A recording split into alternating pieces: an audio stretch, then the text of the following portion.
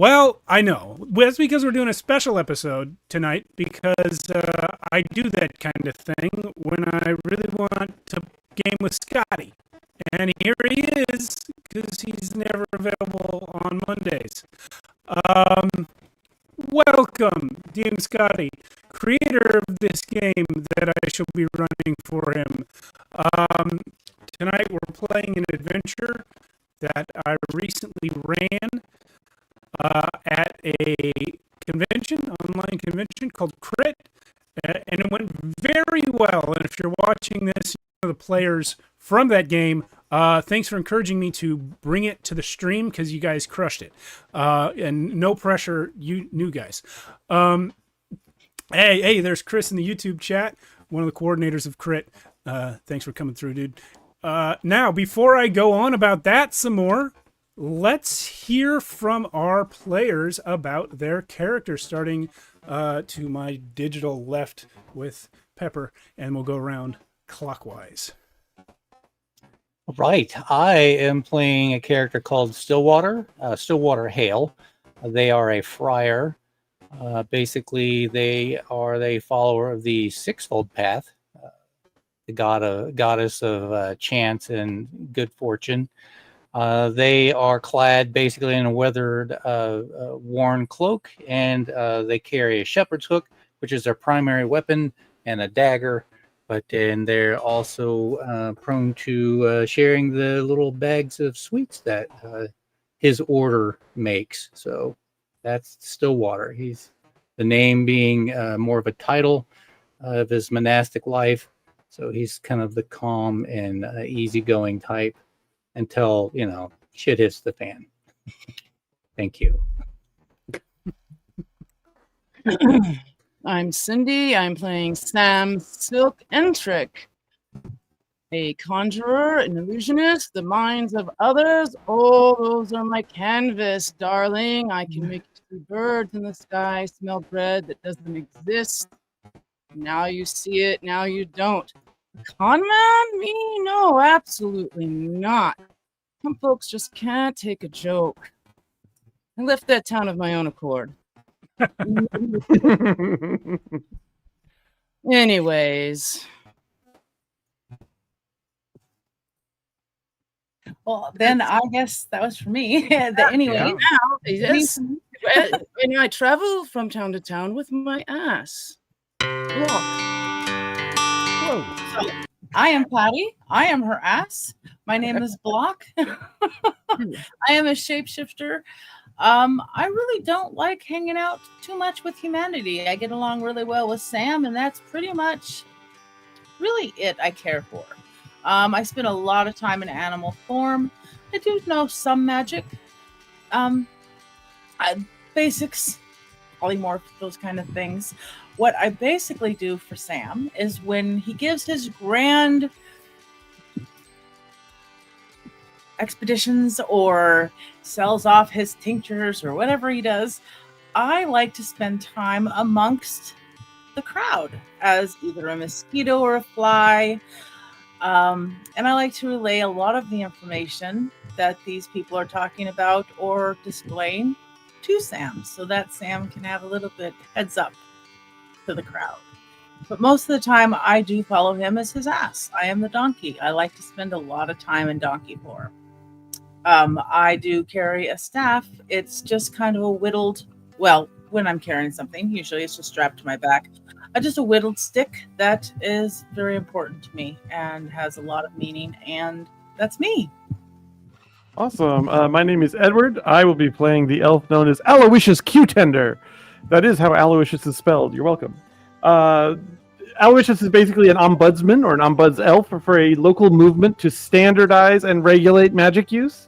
He's kind of interested in getting all the magic users to agree to get together, regulate this. There should be like a bar or like an HOA, but for magic users. He's extremely persistent, not extremely bright, and goes kind of door to door and is just looking for people to voluntarily join this council or union, or they haven't figured out the name yet. I describe it as he's kind of like a Mormon, but his god is paperwork. That's me. All right. I am Talzane Scotty. I am Talzane Windwalker, and I kind of go where the world takes me, like just like the wind. I just decide to go where I'm going. Just wherever I land, that's where I am. But I have pale skin and hair, and my hair always seems to be in motion, even when there's no wind or breeze. I wear a white simple robe, but I have exotic swirling blue tattoos on my body, as well as really bright crystal clear blue eyes. I carry a twisted staff that's topped with a sparkling white gem, and I always take the breath away when I enter a room. That's called murder in some counties. Oh, yeah, I guess it is.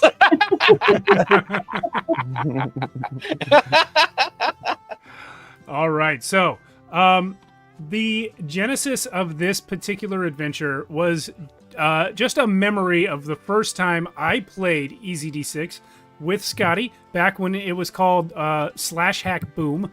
And I was the Shadow Weaver. And I just loved the experience of coming up with a spell, describing it to the RR, and just being told how hard it was and getting to try it no matter what. And in my particular case, Scotty liked it so much he gave it to me for free. But yeah, I would say that. But I would say that was the genesis. Yeah, thanks for the eyes there, Edward. Whoa! What happened to everyone here? Oh, I haven't moved. I haven't done anything. Nobody. Dag nabbit. Okay, I'm gonna keep talking while I fix this. It just rearranged you all. I've done nothing. Patty, you. Oh, don't worry about it. Figure it out another time. But yeah. So I wanted to exploit that to the nth degree. So that's why this session is called Wizard Fight. For any viewers who have not played EZD6, that is how it works. If you're playing a conjurer, there's no spell list. You just tell the RR what you want to do, and they roll some dice against you and tell you the number to beat, and you can attempt anything as long as you beat the number and as long as it is approved by the RR as being relevant enough to your circle of sorcery that it makes sense. So, Scotty, I actually don't know if every detail of this is as you intended, but the way I interpret it, all conjurers can cast spells in that manner, even shapeshifters, where it just says that they can change shape. They can also cast other spells that are relevant to their circle. I think that's what you intended, and if not, that's what we're doing tonight. Yeah, that's fine. Yeah, that's totally fine. Remember too that you can equal or beat the resistance roll to win. So even if the resistance roll is 6, you can still beat it by rolling a 6. Yes, and on that note, Patty, you they have just jumped switched to the again. bottom again. Yeah, Google Meets is just changing which row Patty is on. I'm just very twitchy tonight, I guess. Here's how I will solve it. I will add my own visual into it. Then there will be 6, and everyone will have the exact equal amount of space. But then I have to reposition you all on here. That's fine. So I'll do that. While you do that, I just wanted to say there was a moment that I had where I've just met Cindy and Patty. There was a moment where I was like, this is the most messed up way of finding out whether I remember their names, if he has actually switched their faces. And it's just like waiting for me to see how long until I recognize that their images have switched. Like Pepper and I, and Scotty as well, we've played several times. So I was like, I don't know that I'm solid enough on Cindy and Patty yet, like for sure, like for definite sure.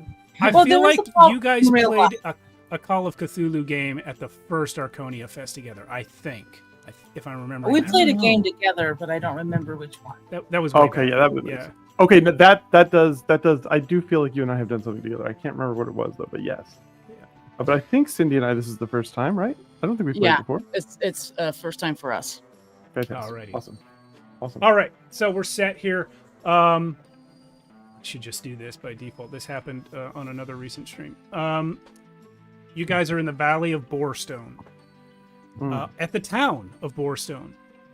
It's nestled conveniently in the center of Borestone Valley.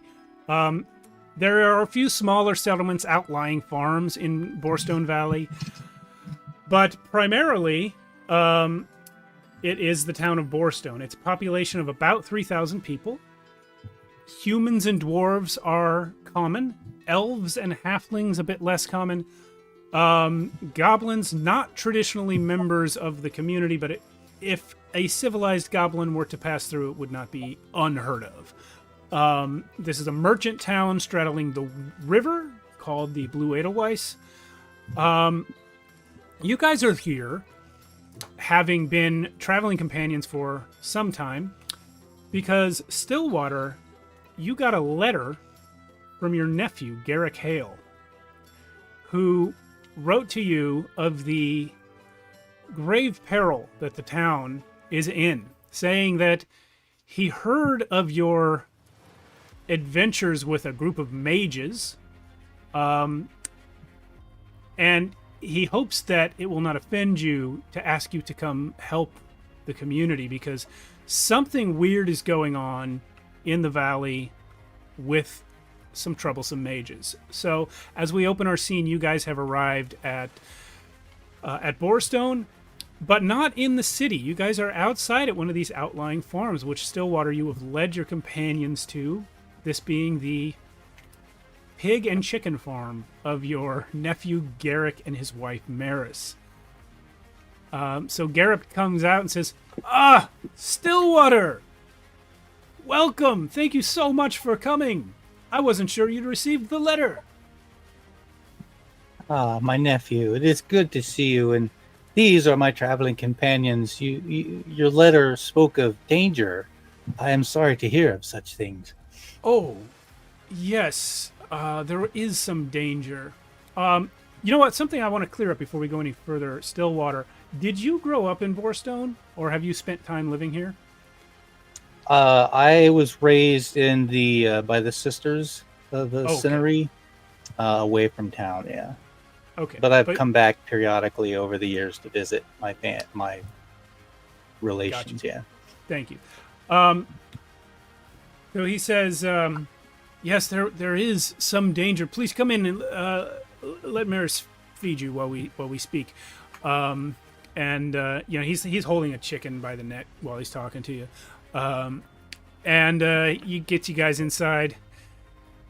As he does this, as he's doing this, I just say, could you say your name one more time and just spell it for me slowly? And I have like a clipboard and that with a quill and a pen. I'm just like, could you spell that? What is it? G-A. I got the G and the A, right? G-A-R? Sir, I don't know much about letters. My name is Garrick. Are you a magic user, Garrick? Not that I know of. I raised chickens and pigs. Oh, well, that's fine. I just immediately ball up whatever I was writing. I just throw it out. Fantastic. No problem. Let's keep going. All You said right. chicken? Chicken sounds delicious. Yeah. Let's go. He brings you inside. You're not going to eat this one that he had in his hand. There's one already done. Yeah, you guys are sitting around a table way too small for this many people. And Garrick and his wife Maris are speaking with you. So yes, we have these two wizards in the valley. There's, I don't know if you saw them on the way in. They've sprung up in the past several years. There's a tower on the north end of the valley and another tower on the south end of the valley. And I don't know why they can't get along or why one of them can't move, but these two wizards, they've been going at each other for some time, and it's starting to make weird things happen. For one thing, I did not have this many chickens a week ago. And not that I'm complaining, but sometimes you sell them and then they disappear afterwards. Ooh. Like blood splatters my face as I'm like writing down too many chickens on my clipboard. Mara says, honey, I told you not to do that while we're eating. Aloysius, it's Garrick, Garik, just for your records. Oh, that's so helpful. Thank you. I understand Yes. how meticulous you are with your Yeah. details. I'm named after well, a that's famous tailor. Did he do magic? No, I think he was a spy. I just ball up another piece of paper, throw it away. That's fine. All right.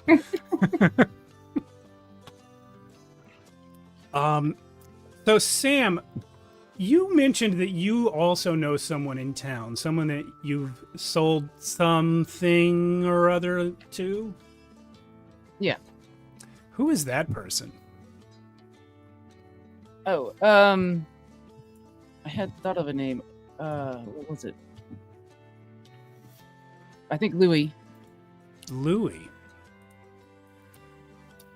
Well, you realize as you are sitting here at Garrick's table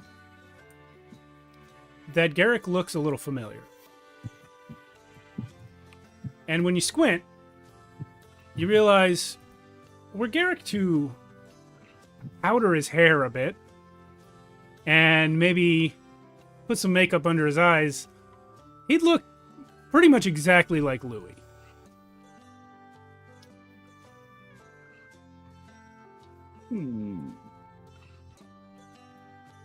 He's not making eye contact with you. I think that, okay, so as we're here, I assume that I have taken human form and I'm not a donkey in their kitchen. That's up to you. If you want to be a donkey, you're not in the kitchen. Well, the chicken is, so I just assumed. Okay, so I think because I want to hear and I want to be a part of this, I have taken human form. Okay. And I would, because I am the observer of Sam's Feelings. feelings, dealings, I would probably notice this. Yeah. Here's a question for you, though. Were you a donkey when you walked up and you changed after the chicken was mentioned? Because I'm a vegetarian, I probably, well, I do eat fish because they don't really have a whole lot of emotion and feeling. But other than that, I try not to eat anything that I have been. Oh. Oh, that's interesting. Because I can relate to how it feels to be grabbed by the neck and almost butchered. So I think I've taken human form, and I'm standoffish a little bit because, you know, he does have that poor chicken by the neck, and you guys are eating a chicken. But I think I would know. Yes, I think I would. I look over to you and I go, Block, you really should never have been a chicken. This is fantastic. This is truly delicious. You should have a fox, a lion. Oh yes. You should stop being delicious things. That's all I'm trying to say. Well, most animals I've heard are delicious, including humans. So I agree. just so you know. That depends on who you hear from, doesn't it? And by the way, Block, I don't know if you saw my my message about this regarding which animals you can turn into. The book anything says I've seen in real life. anything you've seen in real life with your patty eyeballs. Yes. On screens doesn't count. Oh, interesting. Oh, It's no, just I've never the been easiest way. It's just the easiest way to decide what Block has seen is what has Patty actually That's seen in great. person. You know. That's cool. That's super cool. Yeah. Super cool. Yeah. So there we go. Any follow-up questions for Garrick or Maris about this wizard tower business? I want to ask what their names are and how to spell them. Well, I can tell you their names and the names of their apprentices. I can't help with the spelling. I'll rough it out. All right. Well, the North Tower belongs to Blur Udo. He's a big fat man. He's rarely been seen. Neither of them are ever really seen outside of their tower, but we saw them when they first arrived. We met them. They came to town a few times to recruit their apprentices. Blur Udo, North Tower. His apprentice is a young man, son of the innkeeper. His name is Lars. Lars Fink. And then the South Tower belongs to a Melkus Unda. He's the kind of man that makes a man question himself. You know what I mean? He's kind of like... He's an inquisitor. No, he's very attractive. Oh, yes, attractive. An attractive inquisitor. Oh, perhaps he's- a potential inquisitor. He's about... Thousand here, huh? He's about 2.5 of these chairs tall. Maybe as tall as my door frame. And he's very broad shouldered, big old chest. Always has an open vest on. just the right amount of hair. And you see Maris just nodding in agreement as he describes this man. Interesting. Just piercing black eyes, closely trimmed beard, very friendly, deep, booming voice. And then he has an apprentice, not surprisingly a young woman, named Callie Timothy. And she is the daughter of the baker. Okay. I really appreciate how open-minded Garrick is as a person. Just a rural chicken tender. He's like, you know what though? I thought about it. No, he's not open-minded. This is deeply troubling him. Oh, he's concerning. I'm gonna place a hand on Garrick's shoulder and say, "It's okay. These things do happen." Indeed. First step into a larger world. We have We've All been there, sir. you- We've all been there. we can speak of it later if you'd like. Oh, no need. I'm good. I mean, it's just that I'm just describing him physically, that's all. On my clipboard, I just write Garrick can't even, and then just period. Yeah, there you go. So that's what I can tell you. As far as things that have happened, I mean, the dead have been seen walking. There was an invasion of snails that lasted exactly 3 hours. It was this. You should see. For a week, there was a dead forest filling the whole valley. And then it was gone. But people have gone missing from time to time. Some of them have left of their own accord. Others have just gone missing. Well, this is truly disturbing. Yes, especially the missing part, but also the Walking Dead part. Not super comfortable with that. Is there any way to ascribe guilt or causality? Do some of these magical things feel more northerly or more southerly when they're happening? We definitely do see streaks of magical light blazing out from one tower or the other towards the enemy. Both directions for sure. And of course we hardly ever see the wizards themselves. The apprentices have had several duels in town. And how do they duel? With magic, or do they just punch each other? Oh no, they don't punch each other. Lars is well, he was raised never to hit a woman, but apparently he has no problem sending a zombie after a woman. Yes, I do know his father, and oh, you're back. And Block was a donkey for a minute there. Sorry, I donkeyed out. We get some chicken scrap. Yeah. Yeah. That's right. Yes, and Callie, of course, she summons rocks from the earth and causes them to fly at Lars, and then skeletons appear and absorb the rocks, and people have been hurt. Other people have been hurt during their duels.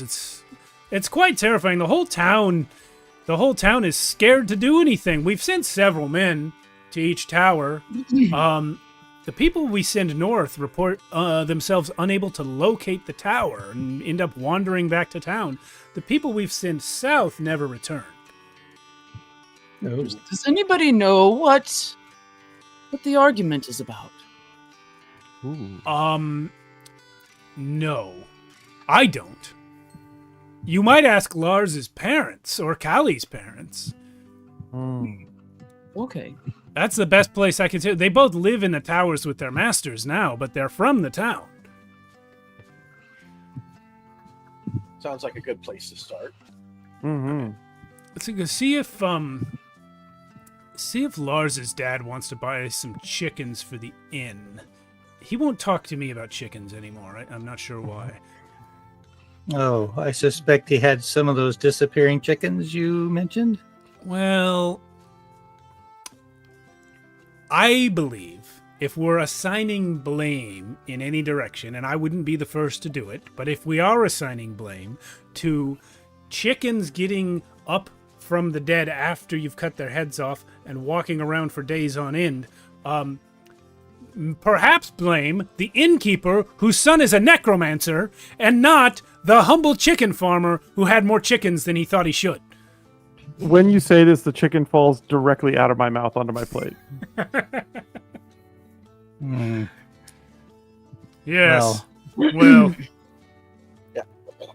I like poke the plate to see if the chicken's coming back. I'm Fascinating. going to hand each of you a sweet to get the chicken flavor out of your mouth now. And this might be a good time to consider eating other sources of protein. Why? Well, we were vegans. This is the best argument a vegetarian has ever had. We were vegans. What about necromancy? we get all of our protein from Gus the bean farmer at the other end of the valley, but problem is Gus disappeared and we had all these extra chickens, so now we eat chicken. It's a fair argument, but no. I don't know of any other way to get rid of chickens that you can't sell. I was like, Well, you might want to do that outdoors. Are there any undead? Thank still you, walking Stillwater. around? Thank you. I've been telling him. You should I'm come going visit to go more look often. for an apple, and I just pick up my things and walk out of the. I can just walk entirely haunted out of the room. Maris goes, Aloysius, no, the apples explode! You just hear boom somewhere back in the system. I'm writing this one down. You see Sam get up and like, where are these apples? I need to have some. Ah, Put she's them in my confused. bag. The apples were exploding last week. This week it's the carrots. Boom. Yeah. Well, it sounds to me that these conjurers aren't following the magical concordant of the six spheres conjunction. You know what I'm saying? It's just like they are just going crazy. We need to bring order to this. I don't know what you're talking about, but it sounds good to me. They're downright rude. Stillwater, is the six spheres thing, is that related to your six faces? Well, they may be related loosely. Yes, we are. We are agents of that organization. Okay, so I'm not sure because, I don't know, Stillwater was off to study to become like a friar, and then all your friends are wizards. Well, I'm not sure. Stillwater has been recruited into this body. Oh, I see. I don't know how the magic stuff works, but I'm just glad you guys came to help. Yeah, we'll take care of this. I don't have much truck with the farmers Well, union either, but Well, we Mm-hmm. So, what exactly do you want to change? Do you want to not have your produce and your farm stuff messed with? Or would you like us to get these wizards to just perhaps leave or stop fighting? Where do you want us to start? listen, I'm not one to hire a group of powerful wizards to come slay a man I barely know. I'm not one to object if that were to happen. All I'm saying is that I don't have any money. Stillwater is family, and the valley's just being wrecked. It gotta stop. I don't care if they make friends. I don't care if one of them leaves. I don't care if they both leave. I don't care if they cease in other ways to make trouble. As long as I stop getting extra chickens, slugs stop invading, apprentices stop fighting in the town square, carrots stop exploding. You know what I'm saying. It makes it hard. Well, And that's to why be we're clear, you have no money. I can pay you in chickens. We've heard about your chickens. Well, if it's cooked, it's a deal. And I'm still stuffing chicken in my face. I'm sure. You didn't get Mr. the special cues or anybody else. Yeah. Mr. Entrick, was it? Yes. I'm glad you and I see eye to eye on this issue. I certainly don't know your face or your type, and I was very glad to meet you for the first time today, and I appreciate that you're willing to help us out. Yes. Well, you look very familiar to me. Do you have other relations in town? Other family? Oh, yeah, lots. So many people in town that I don't even know all their names. Family has been here for generations. Stillwater will tell you we've been here many generations. I don't even know all the people I look like. A lot of intermarriage. Huh? Interesting. No, probably not. I mean, we don't keep books or anything. This is why I got out of town. Helping. Purely for the What do you dating. mean, still? Water, I see. Yeah. Why you joined an order? I see. Yes. As far as financial pay for our services, I'm sure the town will come up with something that's suitable, Block. If we succeed in our task of shutting down these rogue wizards. I'm sure we'll figure something out. Yes, absolutely. If we'll find something out. I mean, I'm just a humble farmer who hasn't sold a chicken that he's sure he owns in quite some time. And I did not promise a job. I simply asked for help, but we'll certainly do whatever we can to repay you.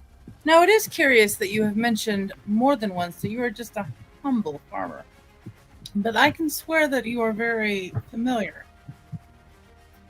Perhaps there's more to you than you claim.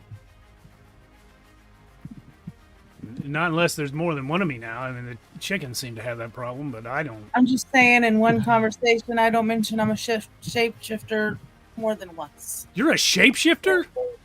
That was the one time. Farmer. See? One time. Maybe I'm a Maybe it's a- shapeshifter. Maybe I'm really Blur Udo. I'm not Blur Maybe- Udo.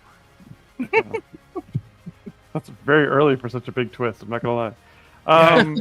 Feels like we just got Damn, started. Yeah, really, just giving it That's away. when I Okay. stopped eating my chicken. Yeah. All right. Yeah, exactly right. So you guys pass the time at dinner. I don't know who eats As the we- chicken, but As, no as ill we effects are as we had. leave, Yeah. I just asked Garrick if I could just leave these pamphlets here, and they're just little pamphlets that are written on them. They say, "Imagine powers beyond imagination, properly licensed and regulated," and then they're just like a bunch of them, just like right there. I can't read. No, just for others. For others, anybody with magic wand or spell or. Okay, this isn't about your pornography club, is it? It seems like you're the one with the pornography club, but that's fine. And I just keep walking away. No, some last guy I let leave flyers here. It turned out it was a pornography club, and we don't want to distribute. As Miss And then Fine, I you do was what a you- member for so many years. Anyway, I paid the fees for a year. Sorry. Kind of innate sorcery. Are we sensing any magic in the local area, like on his farm or coming from him? From the farm, there is a low-level sort of hum of magic sort of throughout the valley since you guys have arrived. You don't feel anything more specifically on the farm, and definitely not from him or his wife. Gotcha. Cool. Okay. And when I walk out, I'm going to walk out and peruse the yard, the barnyard, and the chickens. Can I sense that these are all normal chickens? I mean, I think I would be able to somehow at least know. You know what? We're gonna do a die roll about it. First Okay. one of the day. I am just gonna roll 1d6 to set a target number for you. Meter beat 3, please, Block. And this is just to detect what's going on with these dang chickens. 3 exactly. Yeah, the chickens are being magically duplicated. He spoke of some of them disappearing and also of some of them continuing to walk around after they were dead. What you're detecting is not either of those effects. The chickens here on the farm are just being copied. They're being copy-pasted. And so whatever those other two things were that he described, it's a separate effect happening somewhere else on the other end of the sail. Okay, so I think I'm going to mention that as soon as we're at earshot, what I've come to realize, that it's probably multiple sources that are messing with these animals. I pick up one of the chickens, now feeling quite guilty for having eaten effectively this chicken, but just another copy of it. But I have, as a seer, one of my powers is psychometry, which is that I can read objects. Okay. So I'm assuming that this often comes in the form of visions and will give you a clue to the history of the object, as well as if the object is magical and how it works. So Okay. I would like to hold the chicken and know things. This chicken came into existence 1 hour ago. Do I know it all, like, who, like, do I know that, like, the space where it was created, or who, the flavor of magic that created it, anything like that? It was created, you see, by a random surge of chaos magic that hit the farm several weeks ago, and literally the only effect of this particular completely random surge was to grant a wish of Garrick, which was that he had more chickens. And it started copy-pasting all the chickens on his farm. And it was just a stray thought of his that was going through his head at the same time as a chaos magic bolt just hit the place invisibly. And the chicken you're holding came into existence an hour ago, 8 feet away. It's a copy of a copy of a copy. The original is already dead. Chaos magic is extremely dangerous. The most unregulated of the magics. Could rip reality open. Yes, You could have the Aloysius. doomsday chicken in your hands. What was that, Scotty? You're a little bit low. Sorry. Oh, I was saying that this chaos magic is extremely dangerous and could rip rip reality open. And that this So I chicken dropped could the be a chicken doom immediately. Yeah. Oh God, Doom Chicken. I'm definitely writing that one down. That's an infraction. I think we Aloysius. should count our blessings. Aloysius. Sorry, This you hear the second voice of is your. not the line. Against you the hear the- concordant of the Yeah. spheres of the You hear the Nelson, you voice are of your so my spiritual. friend. etc. Aloysius, you hear the voice of your spirit companion. Uh-huh. He says, Whom, to be clear, I do not acknowledge that I am doing magic. I'm not aware that I'm doing it. And so to me, this is just, I'm thinking to myself. Please keep going. Oh, Aloysius, you simply must find these wizards and get them to sign into the guild. This is unacceptable. Taliesin is right. The chaos magic could potentially rip this valley right off of the planet. You know, Taliesin, I think we simply must find these two wizards. This chaos magic could entirely rip the valley right off the planet. I couldn't agree more. Yes, Taliesin and I just this is 100% blood a spirit companion that only Aloysius can see and hear, and he says, according to Ziggy, Yeah, exactly. the innkeeper is where you have the best 63% chance of finding some more information. I love the accent. For the safety of us all and the villagers, we must move quickly. I think to Alright. the innkeeper then, apparently there's a 63% chance that will give us more information. I just have a feeling about it. I was thinking it to myself a moment ago. Mary- I was Probability thinking is good. Yeah. Maris is over there with an empty bag of chicken feed, just trying to dump out the last few bunches of it. So All right. shall we? To the inn? Well, yes. Yeah, so there's more than one inn. Stillwater, you know the one he means. He directs you to it. Obviously, as I mentioned, it's a town of about 3,000 people, so there's more than one inn.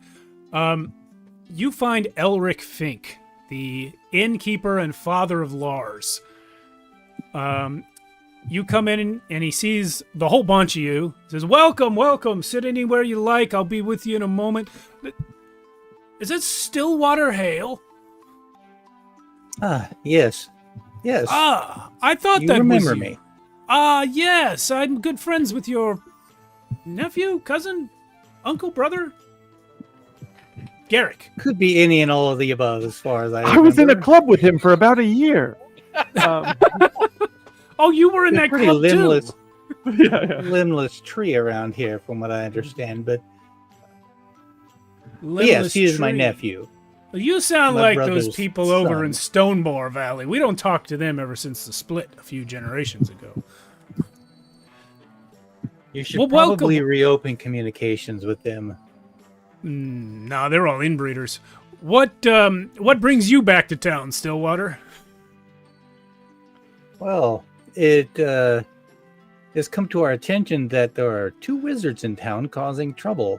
One of them may actually be your son's master. I don't hold much truck with the word master. I prefer employer. But yeah, that's him. Blur.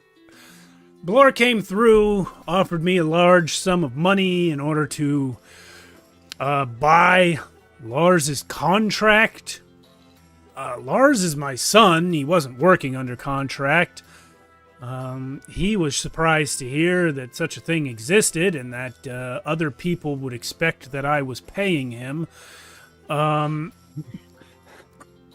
But, you know, it starts out when they're young. You don't pay a 9-year-old. It's just your son. He does his chores. And at some point, he's suddenly 22 and he's not making any money and he lives upstairs and he wants to take out a girl, maybe. And, you know, he comes to you for coin and you're like, what am I, made of coin? And next thing you know, he's off with a fat man. Tale as old as time. Anyway, I got a lot of money out of it. Fascinating story. Yeah. Well, we do still love Lars. He comes around to visit when he can. Have you Well. seen this Blue Udo? Blur- Blur Udo. My Blur apologies. Udo. I haven't seen him since the day he came in here looking for Lars, to be honest with you. Do you know why Blur was so interested in your son? Did he give a reason? He said something along the lines of raw magical potential, and I wasn't really listening to much beside the jingle of his coins. Do you have other children? Not anymore. Blah blah blah corn. Okay. I can see why you definitely don't like the word master. Nope, this is all great. Okay, so I just start a brand new infractions chapter, and it's just being a dick. And this is, I write this guy's name down. Being a dick is his infraction. Yeah. It's like pure mortal infractions, being a dick. Elric Fink. Got it. Cool. Dick to son. There we go. Dick to son. There we go. Done and done. Noted. And Mr. Fink, I understand that your son, since he is a apprentice, that the other wizard in town, the baker's daughter, that your son and the baker's daughter have had duels in town. You know they do know that they're violating many rules of the realms of magic. They're organizations that seek to prevent such rogue behavior. He reaches in his pocket, pulls out some gold, puts it on the table. Does that take care of it? I pick up the gold and put it in my pocket immediately. Let's continue to speak more. I'm not sure what that gold is supposed to take care of. Are you trying to bribe the officials from the wizarding world? Well, I was trying. As you say that, I start writing bribing officials from the wizarding world. You are writing that down, right? Aloysius? I am Agree? indeed.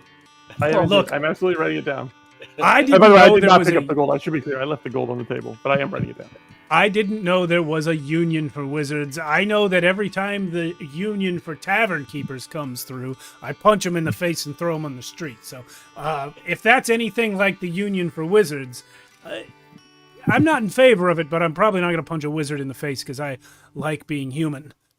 Yes, you could lose a hand doing such a thing. Right, There's right. many things. You could lose many, many things. Aloysius is horrified to hear that you have rejected organization with any group. He's just sitting there slack-jawed and like he can't even write. He doesn't have the heart to write. We're less of a union and more of a, how should I say, a police force. Yes. But getting more unionized every day. Well, listen.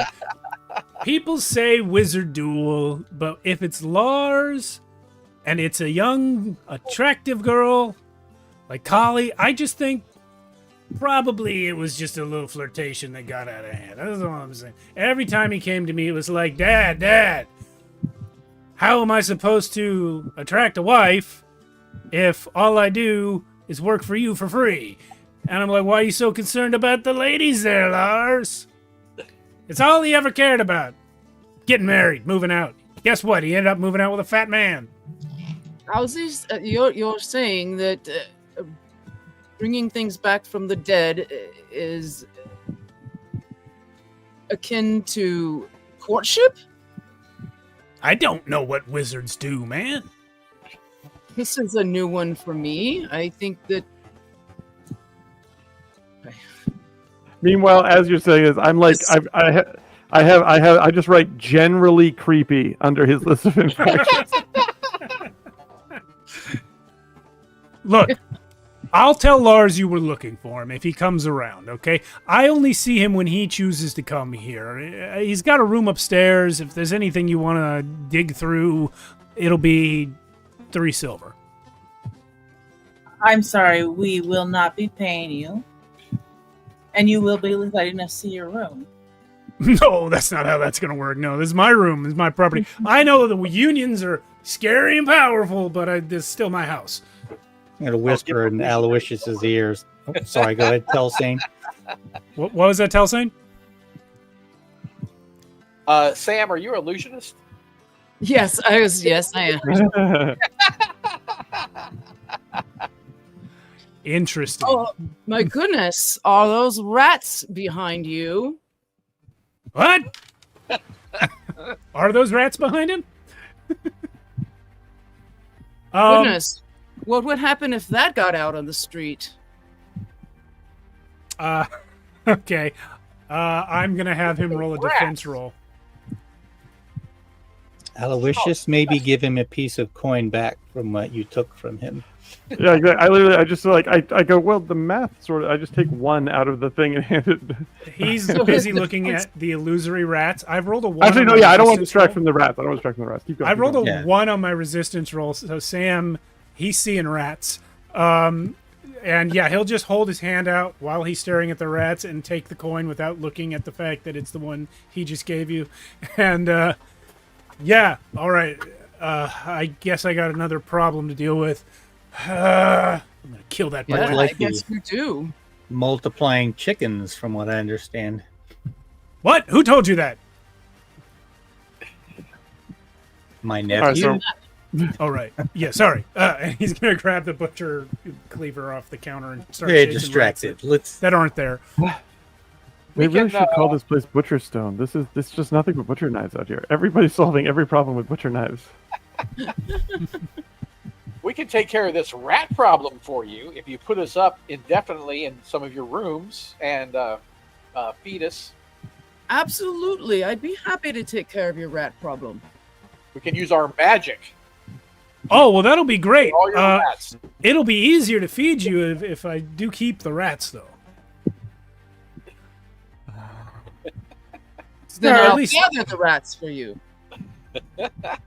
We will You not gathered let the- you take care of the rats. We will take care of the rats. Oh, all right. So you are And- gonna live here for a while. And As long as we we'll solve your yes. problem. We'll Okay. solve all your problems. Guest rooms are here on the ground floor. Upstairs is family only. You can choose any room you like. Let me know which rooms you take. All right. Awesome. I immediately just start walking upstairs to go to Lars's room. He can't tell. He's so busy with the rats. Yes. do we want to go check out Lars's room? Yes. Absolutely. Yeah. Let's check out Lars's room. So You just guys a will speed have walk of someone pretending like he knows what he's doing and he belongs there. You guys will have more time up there if someone distracts him in some manner. You could potentially leave someone to talk to him, or maybe Sam could create illusory copies of yourselves downstairs. But something rats. to keep him from wondering where you went off to. I'll do that. I'll stay down since he Okay. does know me. Yeah. Right, yeah, because the town knows Yeah, you, so okay. right. Perfect. All right, so Well, the I other could- 4. What's that? I said, well, I could turn the bar stool into a copy of one of us just sitting there drinking ale. Can you do that? I can polymorph and those kind of things. I can. It's not going to be a smart copy. So as a shapeshifter, I would say to turn an inanimate object into a specific human, I'd roll a large number of challenge dice against that. it would be difficult. It will be a hard one, yeah. But I can change things. If you wanted to turn a living creature into a non-specific human, it'd be pretty easy. reverse is always easier than that. Yeah. Well, perhaps, Block, you could use your extraordinary ability, turn yourself into a small spider, and really give Lars' room a thorough look over. Ooh.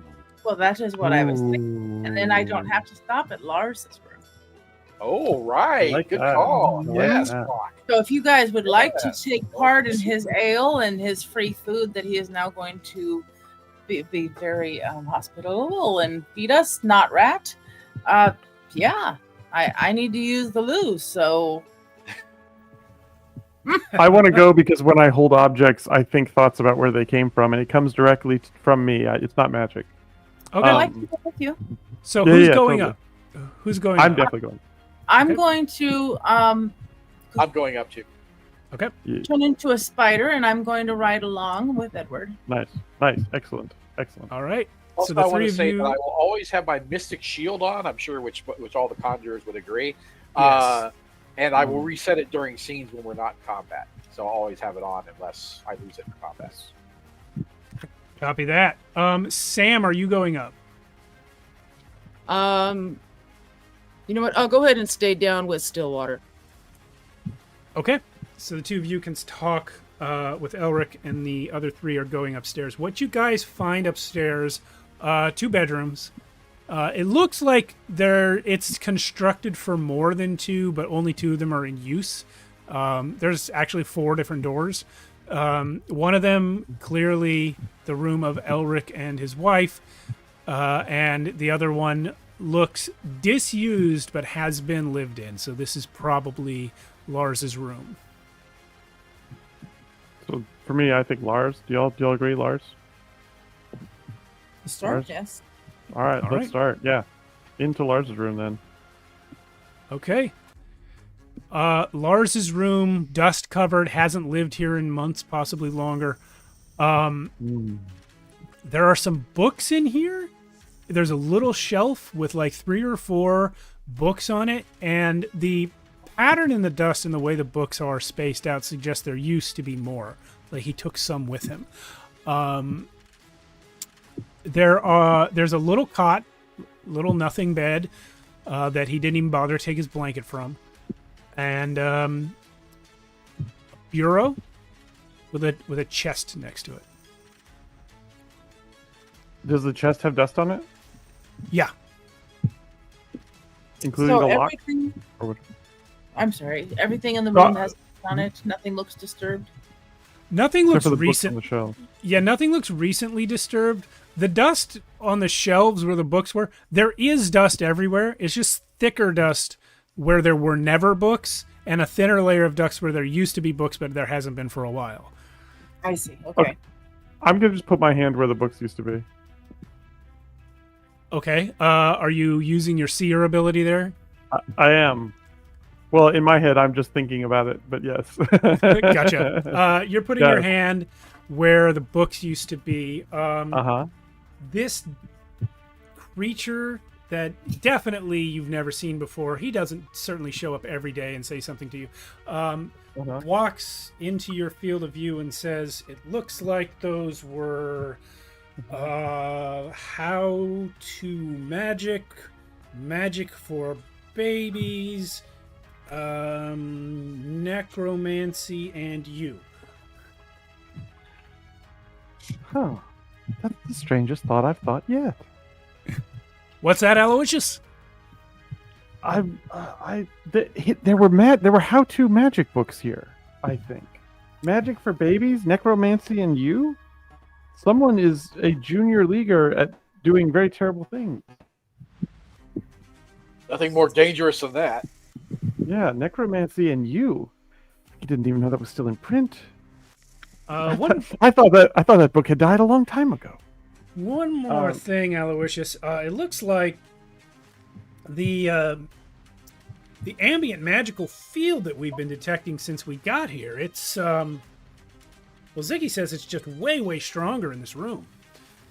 I'm just gonna say this entire campaign, I think, now just exists so that Steve can be the guy from Quantum Leap. I just need you all to know that. When he realized what this spirit guide could be, he's like, "Oh, that's what I'm doing." I'm just like, "Okay, well, that's what it is." Okay, sorry. So it's stronger in this room. It's stronger in this room. My thought. Stronger in this room. It's stronger in this room, friends. There have definitely been some infractions in here somewhere. I can smell them.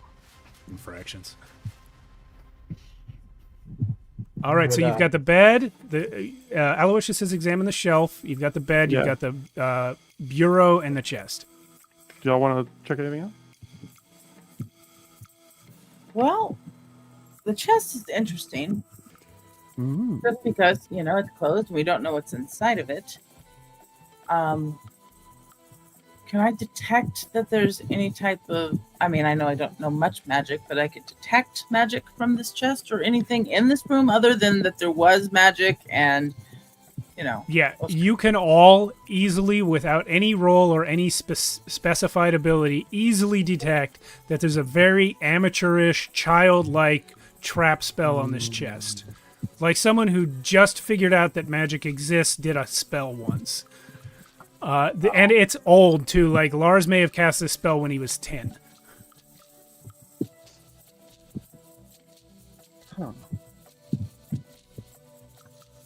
Great. Yeah, exactly. Young, unpredictable spells. Everyone stand back. I'm going to poke this chest. So I kind of get my staff and I'm poking at it. You poke at the chest, and you see a pair of mystical energy hands appear 5 feet away and shoot a rubber band at your staff where it's touching the chest. Wow. And the trap is triggered and dispelled. Does it appear locked? Like, can I lift the lid with the... No, that was the lock. You can get it. Oh, okay. Clearly a student of the circle of our gang. The Little Rascals. The circle of Little Rascals. Oh, my okay, God. so what do we see inside? So it looks like there used to be like regular household type stuff in here. This may have at one point been Lars's toy chest, but now it's got spare blankets, pillowcases. It's not very full. It's like one spare blanket, a couple of pillowcases.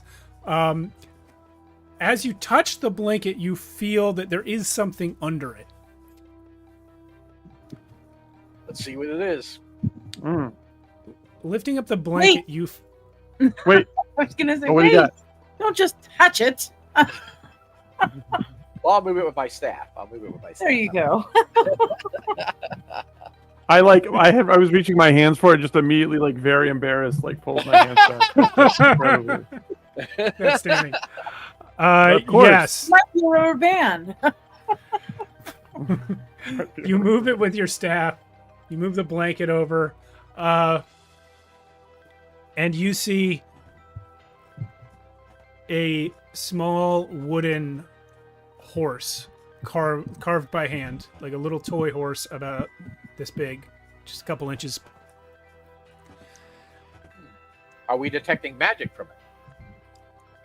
Non-specifically, it seems like the magic that is in the room is stronger in the area of the chest. So probably this toy, but it's pretty vague for you.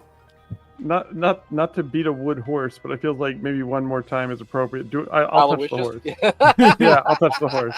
I don't want to like beat this power to death, but it feels like that's appropriate in this. Oh, Yeah, I mean, you guys I are love kind of in the mystery solving section here, so the seer yeah, is totally. gonna And it is your superpower. yeah. Well, I just think thoughts. It's not a big deal. Yeah, We can all think thoughts. What do your thoughts tell you? I grab the horse. Just so much denial. Why do you run with these people if you're not one of them? Yeah, so you I'm trying to regulate us, all of it. Yeah. you pick up this toy, maybe take it from Telson, and as you hold it in your hand, here you detect specifically an intense embedding over time of necromantic energy. It is, and I think what occurs to you from somewhere is that this thing was probably spent a lot of time in physical contact with someone who was practicing and learning this magic.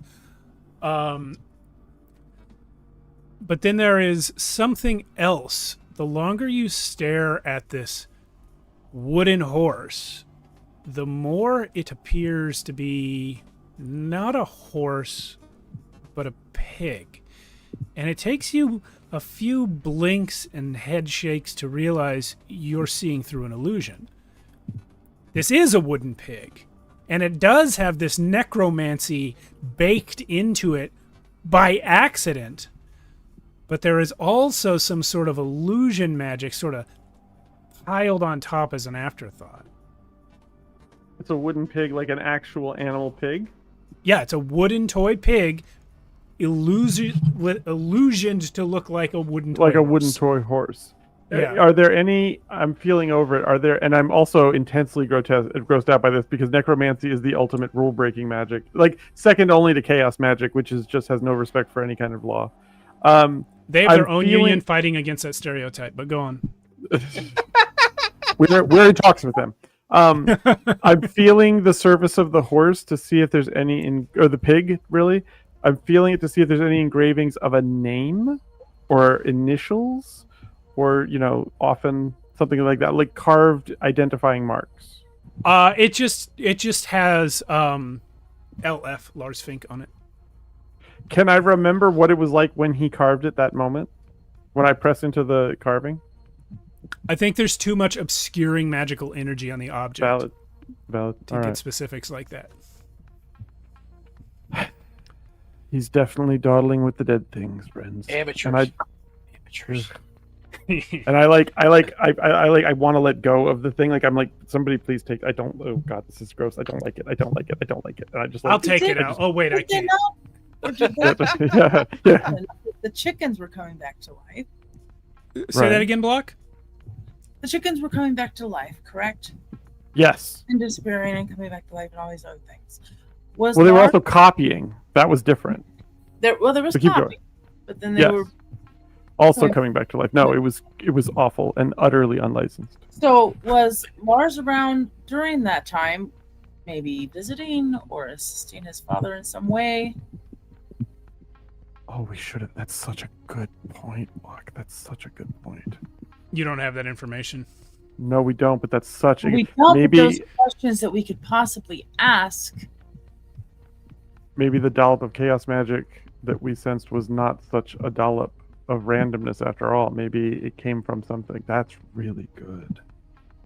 Okay, I absolutely get grossed out, and I'd have to drop the wooden. It has to hit the floor. Nobody takes it. If nobody takes it from me, it just hits the floor. I can't hold it anymore. It's super gross. It Does anybody disappears have on a the way. box or anything we can put it in? It disappears on the way to the floor when Aloysius drops it. Oh, Fuck. Pardon my French. That was not Aloysius. That was what me. you did. fudge. Yeah. Unlicensed. So I'm curious if yeah. perhaps the horse had a meaning. it was a maybe pig, that- technically. well, yes, but maybe the Hmm. horse had a meaning, and that's why it was Ooh. illusion to be the horse, and it was replaced with something evil. So maybe why- maybe the dad would know about the horse. What's the point? I don't. Well, at this point, everything's chaos, and we don't know what the point is. True. Yeah, from what you guys have learned about the events in the town, it's just as likely to be completely by accident that it looks like a horse. Mhm. Yeah. And like But- usual, I'm overthinking it. That's Yeah. fine. Leave It to is a girl very like- convenient. Yeah. Okay, well, I'm grossed out and I just leave the room. I just Yeah. immediately and I'm like looking for like a wash basin in the hallway. So like maybe I stumble into the other room. I stumble into a room. You can pick a room, Steve. I go into wherever. I'm looking for a place to wash my hands because I'm so fucking grossed out. Picking a room. Is Block finding anything as a spider that we could detect or see? Yes. Yeah. Oh. So as I cruise underneath the bed and underneath the furniture and around the corners, is there anything else, that could have been missed? Obviously, this room's never been cleaned, or at least it's been a long time. I mean, he has 8 eyes. Yeah, Block has 8 eyes. I'll come back to Aloysius in the other room in a Yeah, minute. please, yeah. Block for sure. You as a spider go to the place where spider webs would naturally be, which is most likely under the bed, in a room that no one lives in. It's the first place, and you see several other spiders living under there. Nice. As a how am I want to describe this? So, one of the spiders has a fly husk in its web that it has already drained. And as you watch, the moment that the wooden toy vanishes, when Aloysius drops it, that fly husk reinflates and starts wriggling again. And the spider comes back and kills it again.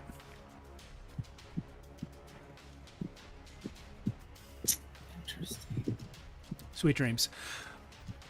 That is- Jesus Christ. but then, as a spider, I'm thinking endless food. Endless food. Oh, it was fine when it's flies. Anyway, yes, that's fine. Yeah. And as you cast your 8 eyes around the other spider webs down here, you see it happening with several other flies on the other webs. Oh, wow. So how many? I mean, so this is an unusual amount of spiders under here, or just a normal? This is what you would find for spiders. It's not like they have gathered because they discovered that they're having endless. No, it seems like a normal. It seems like a normal-ish amount of spiders for an unused room. Okay. Yeah. This They is just got definitely super something lucky. I'm putting in my brain pocket for sure. Mhm. And with my 8 eyes, I noticed that Alloy Mhm, or Sus, whatever you prefer, mhm, mhm. has ran out. So I think I want to, after perusing, because the spider's super fast, I'm scurrying around, all my eyes, all my feelers. I'm gonna follow. Okay. As Block leaves the room, Talsane, you're the last one in the room. You mentioned, and said on behalf of all your companions as well, that you were throwing up your mystic barrier. Mm. As you turn to start following them, something invisible strikes at you and takes down your mystic barrier. You can't so much as tell what direction it came from, but it was a powerful impact. It shudders the magical energy surrounding you. Companions, I'm under attack by unseen forces. Nothing else happens. If I hear this yelling, if I hear him yell, I am under attack, I am going to morph back into a humanish form and go in there, obviously. Yeah, you're feet away. You just left. He was about to follow Yeah, you I'm, out. I'm like, Yeah. poof, human in. Yeah. And And he's see just that- standing there, Yeah. looking completely unharmed. What has happened? Something struck at me. Something invisible. Something I didn't see. But nothing seems to be here now. Nothing appears. Well, let me tell you what I discovered under that bed. Now, it might not be related since there's a lot of chaos going on with this magic that's happening. The spiders that were under there were, how do I put it? Draining the fly would rejuice. They'd eat it again. It would rejuice. We need to find the source of this. There's something. Rejuice is just such a great choice of words for how a fly comes back to life. I just really got to stop and appreciate that. But keep going. Please keep going. Well, as a spider, I even enjoy the flyer too, Sure.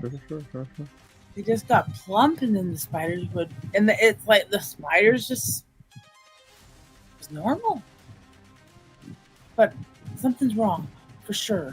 It's coming on to dark. It's only a minor thing, but as reality keeps warping and shaping, it will get worse. It's almost like like this place is contaminated by magic.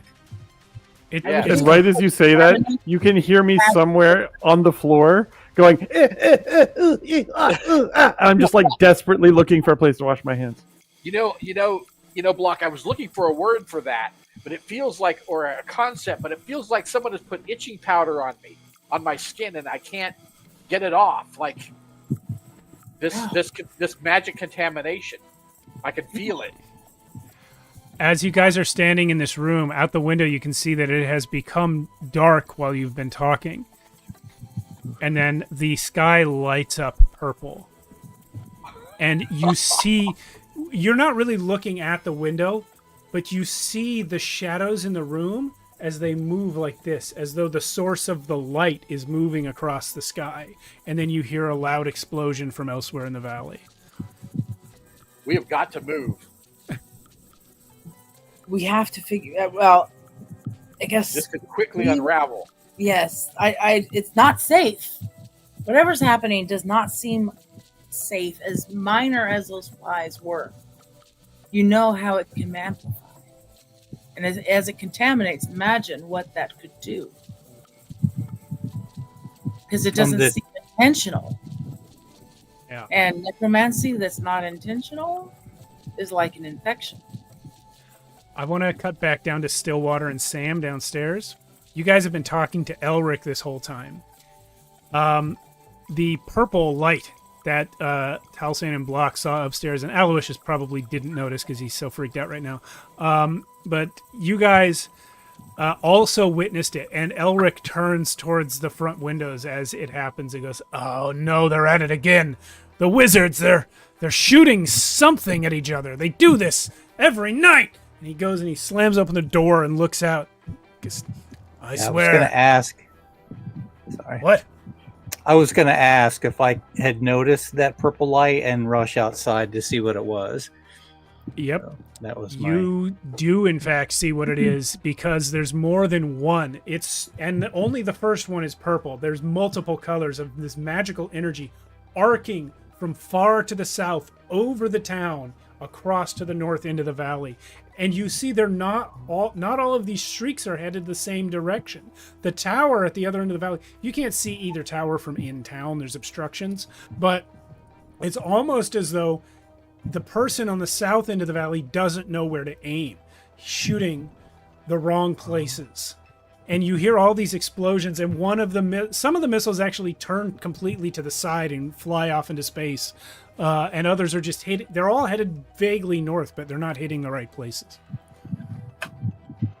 Based on the trajectory of those that were deflected, I would like to maybe take note of that so we can concentrate our search in that area later. The ones that were deflected were still way up in the sky, like overhead. Okay, so not okay. It's and no shots came from the is, yeah. And no shots from the north were fired, just all southern shots. So here's the answer to that. Actually, roll me a d6, see if you notice this. The single D? Yeah. You got this. The explosions that you've been hearing are mostly from the north as those visible streaks land. But there is occasionally one from the south. And I think what you realize on that 3 is that the shots being fired south are not visible to you.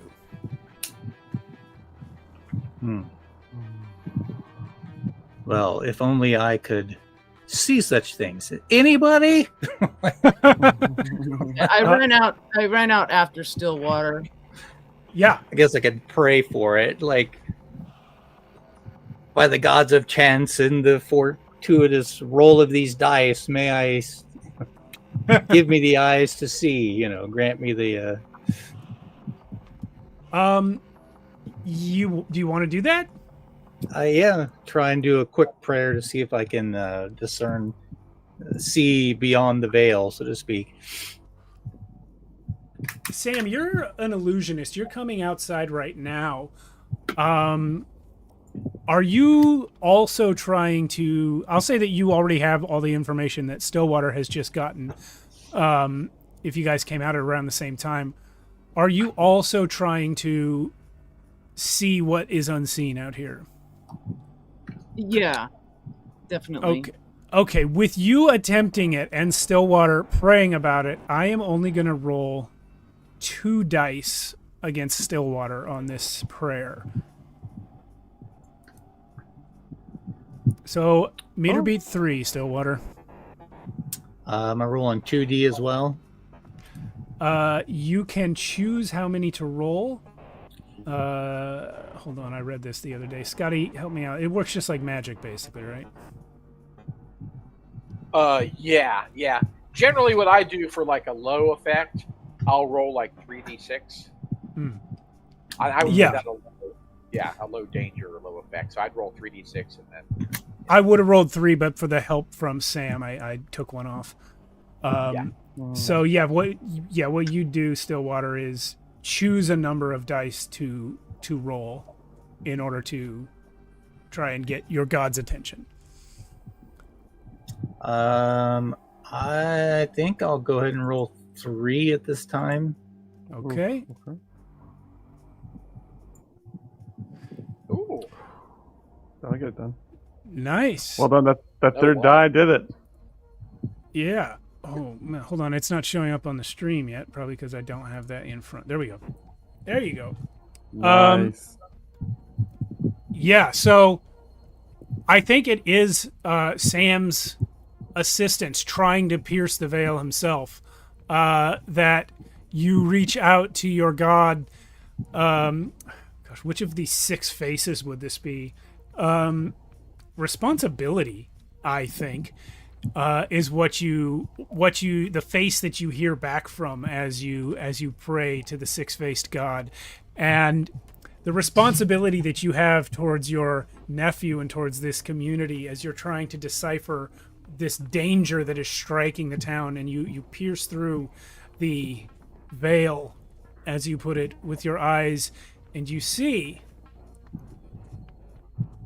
a couple of things. A dark, writhing force to the south, and a gigantic, multifaceted mirror to the north.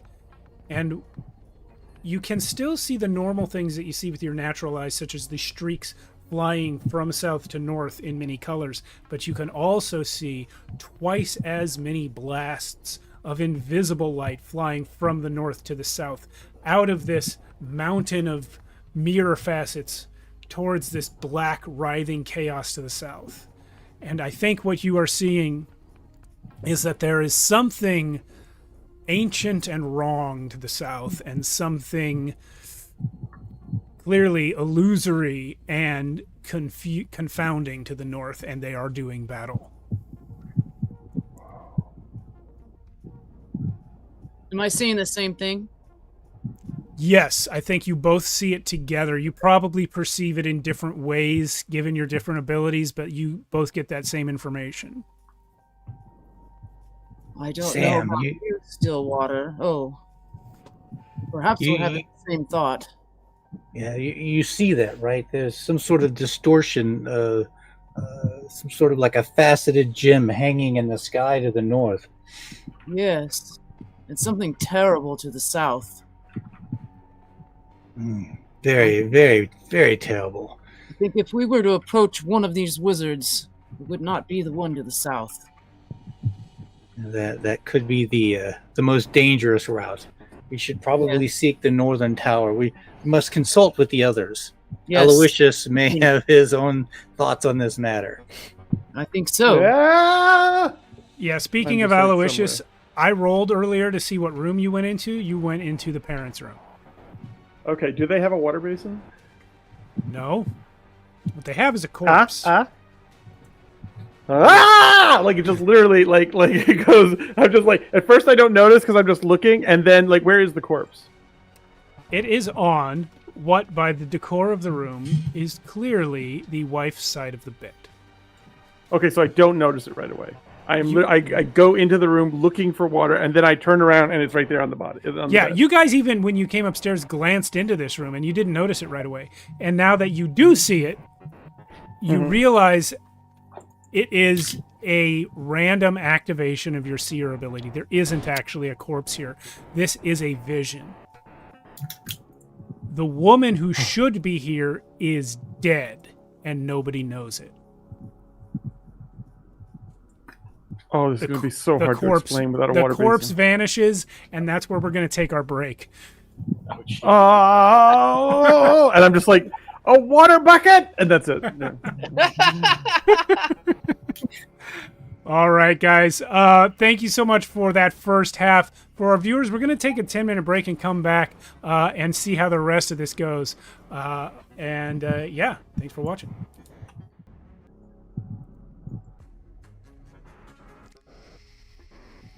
All right, we're back. Hello. Hello. Hello. All indications. And we're moving. Are that We're we are moving. back. Somebody has shifted. Oh, that's great. Scotty joined.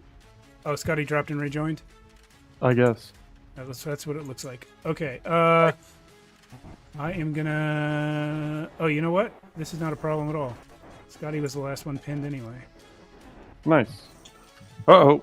No, Scotty will now be played by all of us, taking turns. Now that would be fun. I'd watch that. There we go. Okay. Done and done. All right, we're back. Yay. Nice. Chaos is just everywhere. It's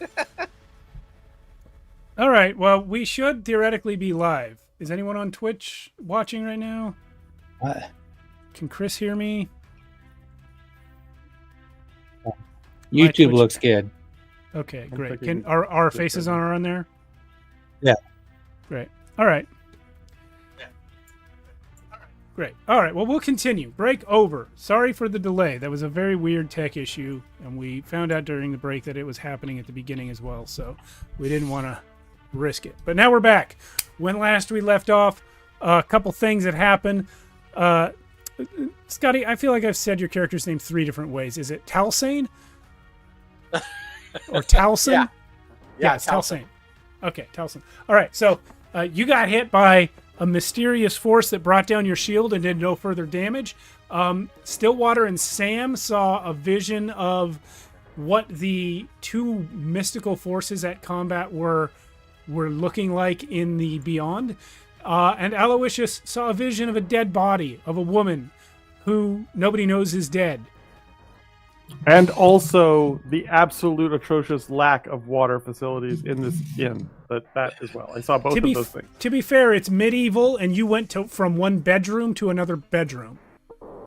I do have high standards. I'll grant you that. I will grant you.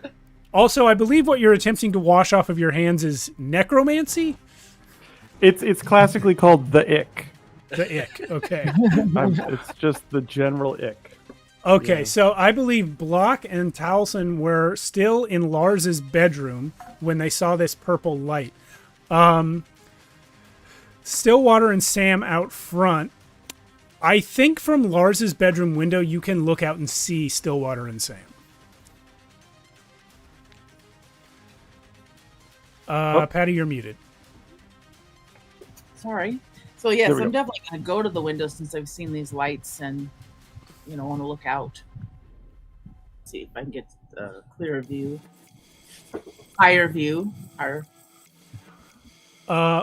Block from your human form right now, yeah? Yeah, I am.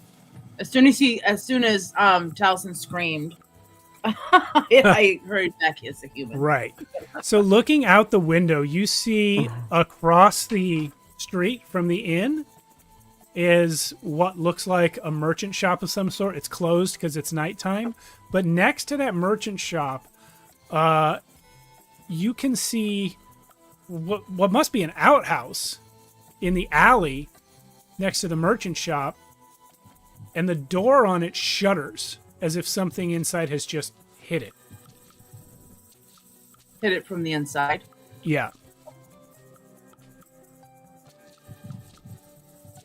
Interesting. And you come to the window just in time to notice this. As your eyes are still finding Stillwater and Sam downstairs, you notice that motion across the street. And it's like a jarring motion. Like if you had to guess, something landed against that door. Okay. And is Tal staying next to me? Yeah. And I'll just. Did you see that down there by the loo down by the body? Did you see that?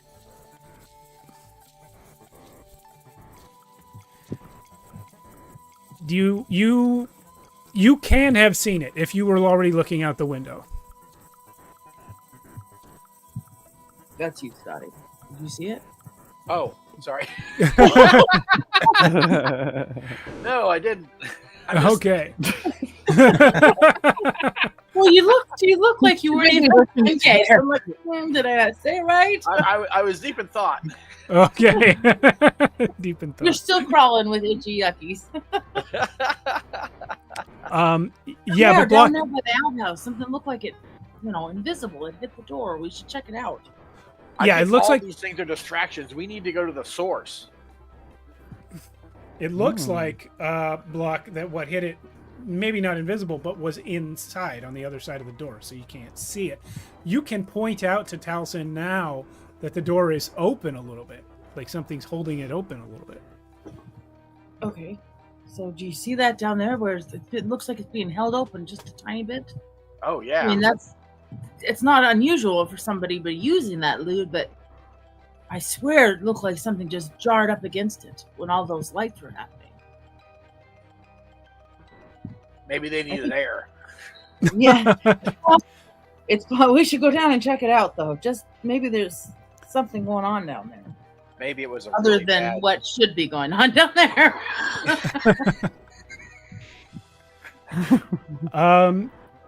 Now, you can, of course, walk down the stairs. I did have an air elementalist who chose to take the more airbindery route up and down from Lars's room.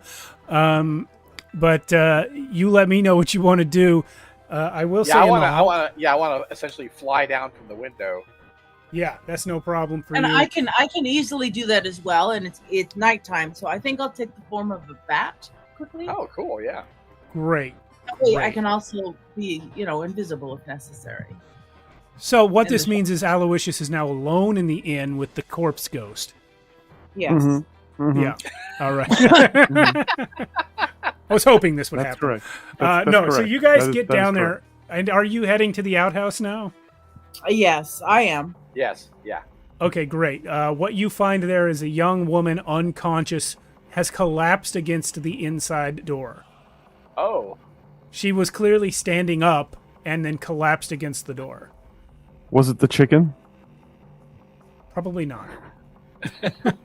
Is she Something decent? didn't agree with it. I gently pull her from the. Yeah, she Outhouse. is decent. She was either not using it or was done using it, but Okay. she is she's unconscious, and you can pull her from the outhouse. Yes. I do. I do have some smelling salts. Can I revive her? Maybe if you get her a little further away from the outhouse. Well, now that I see the woman, I will humanize. I will become human again, and I will help Taliesin pull her farther away from the outhouse, where we're not all offended by the smell, and we can. Yeah. So you can. Yeah, you know what? Taliesin, just roll me a d6 and don't get Okay. a 1. Got it. Ooh. Great. Ooh. You Here's wake some her strong salts. right up. Yeah. Yeah.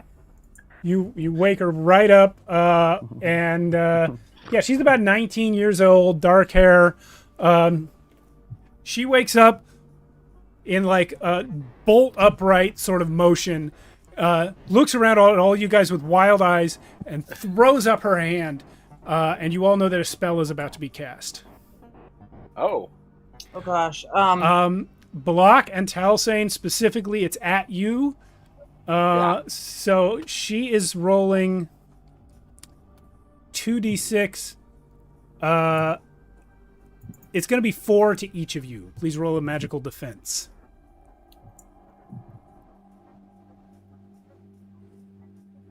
So is she casting on us? Yes. Okay. So the traditional way to do that would be that both of us roll a d6 defense, and then you have to beat the highest of those 2 dice. With your, Okay. The dice you roll. You Sure. wanna do it that way? We can do it Okay. that way. Okay. So let's. So I just Block roll a- I just always roll a roll the D6. RR first, regardless of who's attacking. Yeah. So the defender always rolls first, so that the attacking mage knows what to roll. No problem. Ooh, I got a 6. All right. Well, I will re-roll my roll. Okay. You can roll up to 3 dice. Yeah, I don't think she's ready to do 3 dice right now since she just Okay. got smelling salted. Ooh. Whoa. So she's gonna get Block, not Talsing. Block a. Well, I'll do Talson's first. You detect this spell that she's casting. You can feel the magical energies forming around you as something's about to take shape, and it's a familiar type of magic. You recognize that this is an elemental spell being cast. And you have your own elemental magic available, so you're able to sort of unravel it right before it forms. But Block, you don't quite recognize what it is in time, and a large column of earth rises up in front of you and pushes you away from this woman. It does no damage, but it pushes you 8 feet back. Okay. Do we think that she was trying not to do damage, or it just didn't do damage? I think it doesn't look like it was. It doesn't look like it was intended to damage. She's just pushing people away. Okay. Like probably to protect herself from us. Yeah, she woke up surrounded by strangers. Well, true. Yeah. Yeah. Okay. Calm down, miss. We're here to help you. Hey, we don't mean any harm. We found you unconscious in the outhouse. We saw something. Who are you? Like, How do I know? What? Are you real? Yes, we are from the Concordant of Illuminated so, Mages. yes. That's not real. What? Did you make that Hearing up? the commotion. Yeah. Oh, yeah. Stillwater and Sam, you guys are right there. You're mere yards away from this. We need your help. We assure you it's real. I don't know you. Why did you have your hands on me? Why am I in the middle of the street? What happened? You were Do you know me? You were inside of the outhouse, and I saw that the door had been jarred. So we came out to find you unconscious inside of the bathroom. I don't know what you did prior to passing out. Not my business. But we pulled you away from there and revived you to see if you were all right. We're not here to Perhaps hurt you. Stillwater can calm this one. Are you a Hale? You look like one of the Hales. Oh, hell yes. Oh, Yeah, you're one of the Hales. long all right. shot from way in backfield. Waiting 2 hours to deliver. Hell yes. Pepper with the basket, nothing but net. I don't know what sport I'm announcing anymore, but it's still very valid. She now has a headache. Yes. Uh, I'm a hail. I recognize your features, your family. Are you all mages? Indeed, the- yes, we are. You have the look of a friar. Yes, I am a friar, a monk, a wandering sage of sorts. Well, perhaps you can help us. We have a problem. I So would we've say. been told. That's why we're here. Well, my master and I have important research that we've been conducting, and another wizard has encroached on our territory, and it's causing us no end of problems. His own magical energies are contaminating our research. We've asked him to move. We've tried everything, and all he does is shoot at us. He sent corpses and things. You're the baker's daughter. Well, most people call me Kali, but yes. Do you know who this other mage is and where they come from? Blur Udo, I don't know where he came from. He moved into the valley several years ago, but we were here first, like I said, and we've asked him to please stop messing with whatever it is he's doing up there. He won't hear reason. I don't know why he didn't build his tower elsewhere. Well, what Did you kind tell of him magic? that due to the concordant of the illuminated mages that you can't be within a certain proximity? And I look at you and saying she doesn't believe it's real. Why would she? She know that. The coordinated mages? All The I know, illuminated concordant of mages. the concordant of mages. Yes, the proclamation that another wizard tower cannot be within a certain range of an already established wizard tower, Is this like Yes, an yes, FAA thing, or? and that is, I think, Doctrine 1657. 57.6, I say as I come running out. My hands are still like up in the air. Thank you, Aloysius. Yes. And What kind behind of magic? I'm you, sorry, I Aloysius, missed you that. hear your spirit companion going, Aloysius, I'm telling you, Ziggy says there was never anything in that bed. My thoughts are telling me there's no dead people in the bed. What? What? Huh? And then I'm just dead. Is there a river or something nearby? There's an I outhouse. just entirely fall into it. Wherever it is, I just entirely fall into it. You know what? Now there's a fountain. You fell in that. Yes, in the fountain. Town Troughs fountain. of water. Forces. It is extraordinarily dirty. I am not sated, but I am exhausted, and so stop there. Yes, You yes. What say, kind well- of magic are you doing at your tower that is being interrupted by him? Yes, Calla. We noticed through the veil there's a light and darkness in the sky. The darkness is in the south. Can you explain this? It's probably simply the anger of my master, Melkus Unda. He's been conducting this research for nigh on to a decade. He's very close to discovering important secrets of the universe, which he promises to share with me. And along comes this infuriating man, Blur Udo. He has a tendency to strike out at me whenever I'm in town. These wild magical energies will sneak up on me when I'm not looking. They would run afoul of certain protections I have, but he doesn't. He has some way of not targeting me directly, and then I don't know how it works, but that must be what knocked me unconscious. Some She looks- manifestation of anger down there. manifestation of anger. It's just Melkus. He's been so angry at Blur, but he's a good man, and he I mean, you should see him. He's Melkus Unda. You've heard the name, right? No. Only recently. He's an inquisitor, I've been told. No, he's not an He inquisitor. makes men question themselves. Oh. Well.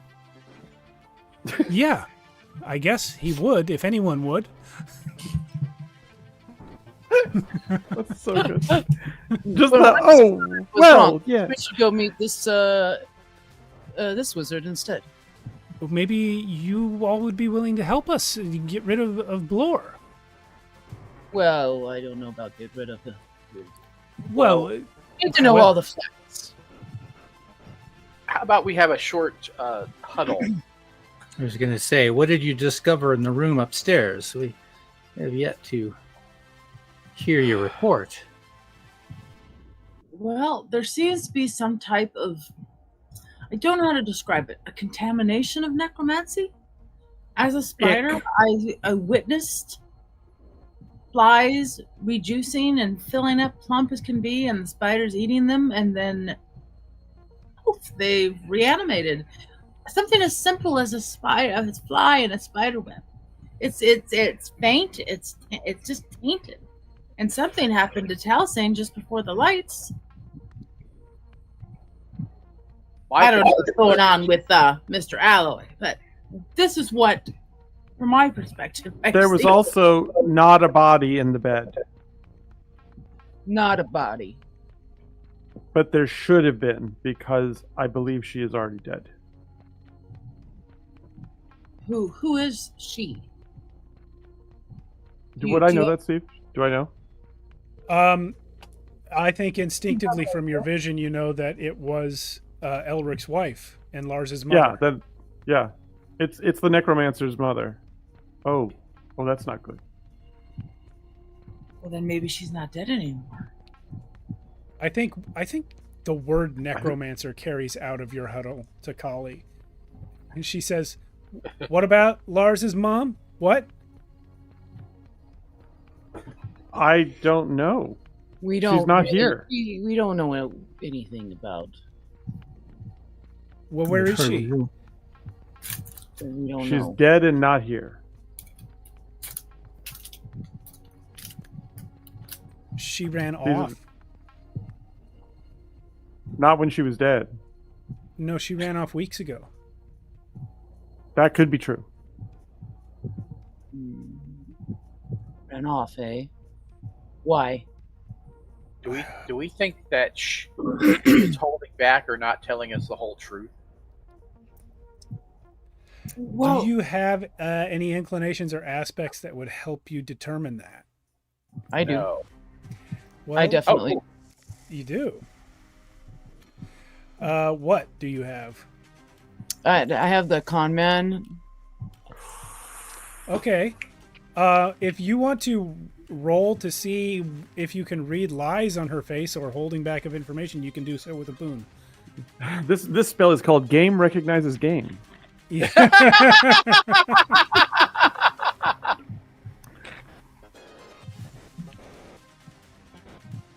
Oh, there you go. So what is this research that your master is doing?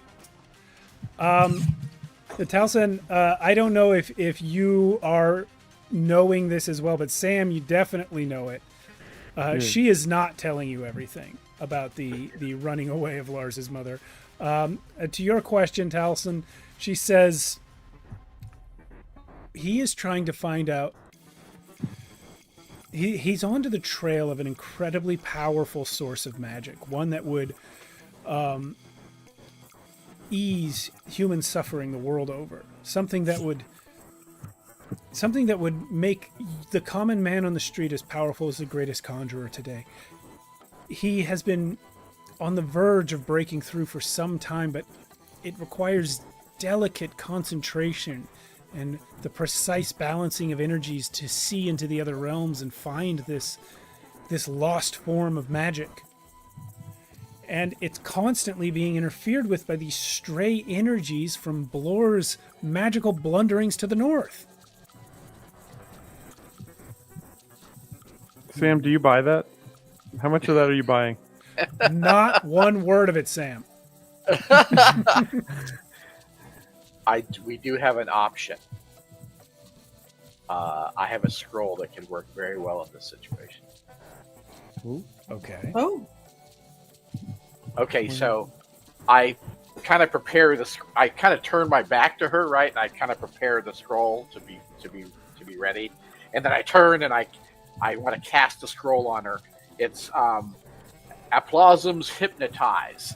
So if the scroll works, she'll have to answer 3 questions truthfully, and then she'll forget what I asked her. Okay. oh, nice. Oh. Nice. That would be.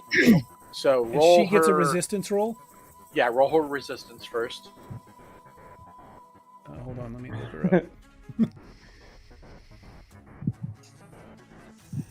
I'm just Most imagining. people, these would be 1d6 unless she had something exceptional.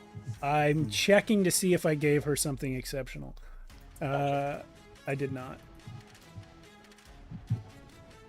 Answer we these questions 3. Yeah, I have 3 of these questions 3, right? So I'm going to roll for the scroll. Now, a scroll rolls 2 dice, but any ones are re-rolled. Oh, nice. Oh, I got a 5. Yeah. Oh, nice. Okay. So what do we want to ask her? Well, let's ask her, what is this magical experiment? What does it entail? Before we decide the question, Scotty, can you describe the manifestation of the power as you cast this scroll? Oh, yeah. So my deep blue eyes can give off a glow, and you can see them reflected in her own eyes, and she just kind of glazes over and is almost like in a trance. Yeah. As like my eyes kind of pierce into her. You will answer me these questions 3. As you're doing this, I'm like in awe, writing down this. Oh, wow. Yes. One of Scotty's boons is the keychain from the 90s that did that stuff. Okay, so you guys can talk as soon as Talsane speaks the question. It's set in stone. Got it. Okay. About what the master is actually doing. Yeah, definitely that I one. want to know that for sure. Okay. And definitely we want to know what happened to Lars's mother. Oh, okay, yes. Give us all the details of this magical experiment. Everything you Yeah. know. All right. I know that Melkus Unda has been preparing this magic since before my birth. He is in contact with a great being, the Slime Mother, the spiritual grandfather of all of the brood here on the world. If he can break open her prison, she will come and save us all from our own flesh. He needs sometimes material components. That is where Lars's mother went.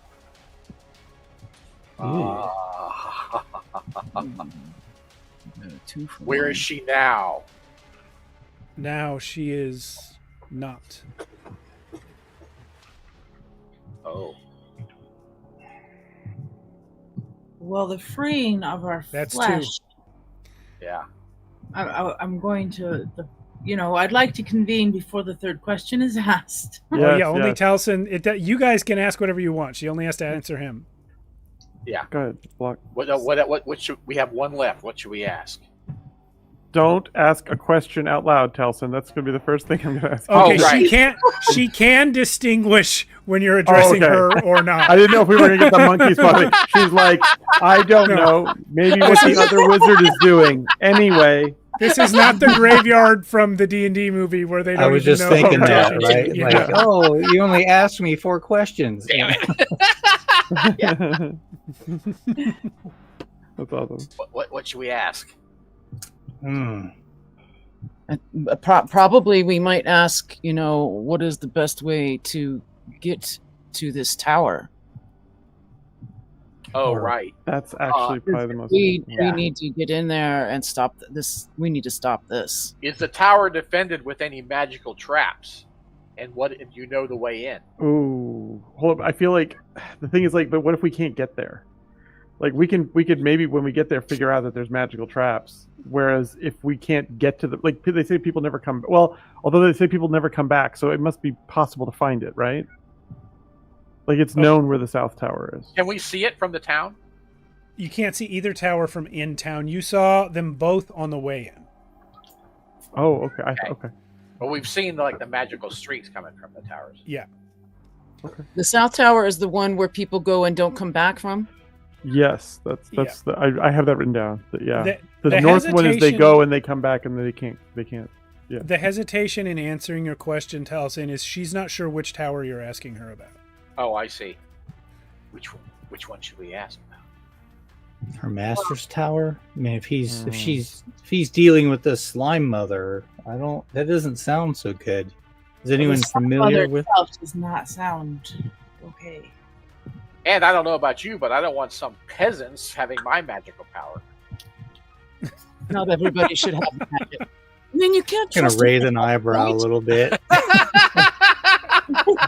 Aloysius is just thinking about the sheer logistics of collecting dues from every human being alive. Yeah, every kid's brain. So, what tower do we want? Do we want to know about the one where people don't come back from?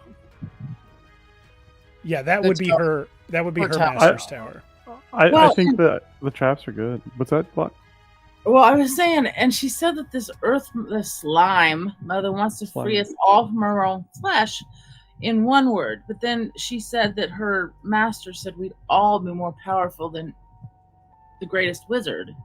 So, obviously, that was a lie. That's just a play on Our words. mother wants to kill us all. Yeah, that's what beings say that want to be released. Right. Yes. Yeah. They promise you everything, right? Yes. I have a question about the scroll, if I may, which is when you ask them to tell the truth, are they telling you the truth as they know it, or are they telling you the truth? Like, what I mean is, Oh yeah. is it possible that she has told herself and she believes in her mind? She's telling herself, no, it's going to be great, but secretly she does actually know it's going to be terrible, and she doesn't want to admit it, or she's not allowed to talk about it. Like, Right. on what level does this truth work? It should break that. As long as I make the roll, it should break that down. It should Okay, break so she might believe that she's going to become powerful. it would be what she actually believes to be true. Okay. Yeah. So I think Aloysius. The answer to your question is she speaks what she thinks is true. Right. But not what she might have convinced herself to be true. We're not having to deal with her delusion. Right, her self-delusion. If you, Aloysius, want to deal with that, I'd allow you to roll for it as a spell to try and read that on her. I just want to hear where everybody's going to go with it. I want to know what everybody's. Okay, so we'll finish off the existing spell. We're asking her about her own tower, the South Tower. So the question was, how do you get in?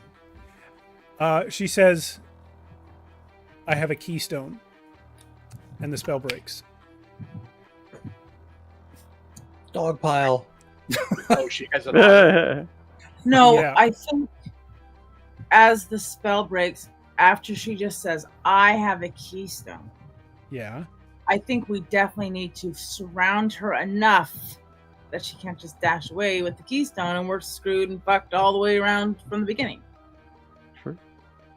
I mean, she has this element of power where she can push us all away, We should definitely secure her in some way so that... Is she wearing a visible necklace or something? You only have a split second to look for that, so I'll just make this a single dice roll. Roll a d6 and don't roll a 1. Roll a d6, don't roll a 1. Okay, here we go. Roll a d6, don't roll a 1. 4, you say. She does indeed have a necklace on. You can't see what's on the end of it because it falls beneath her shirt. And she immediately casts a spell downward into the earth, which rockets her up on a column of stone away from you guys. Of course she does. Could I try and hook her ankle as she ascends with my shepherd's hook? Ooh. Sure. Do you have any melee boons? I don't. Well, roll a d6. Try to hit. Just because she's going up. No, I'm not going to give you a bane on it. Just roll a d6 and try to hit a 3. Oh! Yeah, you miss her. I was gonna say I could spend some karma on that, I guess, but Yeah. You could. Or I could cast and try to knock her off the stone and basically hold her in the air. You and could. kind of shake her so that anything she has will fall off. Will fall out. yeah. So I'm like, damn it. Okay. That's what I'm going to try to do. I'm going to try to yank her off the tower with the wind, gust around her, pull her off the tower, and shake her so that I can just get anything she has on her fall to the ground. Okay.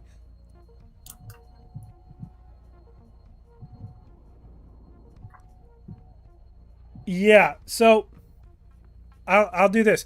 If you want to just grab her and pull her down, I'll roll 2 dice against you. If you want to actually turn her upside down and shake her so that all of her stuff falls out, I'm gonna roll 3. Okay, go ahead and roll 3. Okay. Ooh, man likes to live dangerously. 5. 5. Okay. All right, here we go. Oh! Oh! You Nobody messes with a Talzane. you guys missed the chapter in the book where it says "and Scotty always wins." I didn't write that in the book. It's implied. Scotty's won every game I've ever played. I don't want anybody not to play. Yeah, your wind, even as she's rocketing up on this column of stone, your wind grabs her and yanks her off of it. And you see her hovering in the air, turning over. This pillar of stone from the street is still rising up without her on it anymore. And you shake her, and like normal things fall out, like her coin purse, a couple of keys, a couple of random odds and ends, and the necklace does fall off of her neck but gets caught in her hair, and it's dangling there, and you see a glowing blue stone on the end of it. Somebody grab the necklace. I will. I'll grab it. How high up is she? I pulled her down, like, just above the ground. Okay, so one of you could probably jump and grab the necklace. So what I can do is I will jump up and grab her, and if I need to add any type of like animal jump, something like that you want me to cast. I mean, for the coolness factor, of course. But I will definitely, with my reflexes, going to grab the. No, you got it. You don't need to roll anything. You got it. Okay. Mm-hmm, Yeah. mm-hmm. And she's screaming and cursing at you. My master will slay you all. You all have no business being in this town. If my master does not slay you, that bungler Udo will. And a skull, a black skull, trailed by black mist and sparks. Sparks of like reverse light, where it's darker. This skull flies down the street from out of sight, out in the darkness, way down the street from where you can't see, and it cracks her on the head and falls to the ground, and she's unconscious, and there's just a skull sitting under her now, and you hear footsteps come out of the shadows where the skull came from, and there's a young man there dressed all in black with a black vest, gold buttons on it, a long skull-headed black cane in one hand and a wand in the other, made of black birch wood, like pre-charred in a fire pit. He has full-on black eyeshadow and mascara, black lipstick. He has hair that comes down like this, just covered in grease. Holy just you guys, it's covered in Chris grease. Angel. Just covered. It's fully played by Chris Angel in the movie, but like a young Chris Angel, like 22. And Holy shit. yeah, he okay. comes out and he says, "At last, she'll shut her stupid mouth." Lars, God! I assume. Yeah. I don't think Are that's you a Lars. Is that Hale? Lars? Oh god. I am a Hale. Yes. I don't know which Hale you are. I thought I knew all the Hales. Oh, it's nice. Nice smoky eye, dude. Oh, thanks, man. I'll tell you how I did it if you want to know.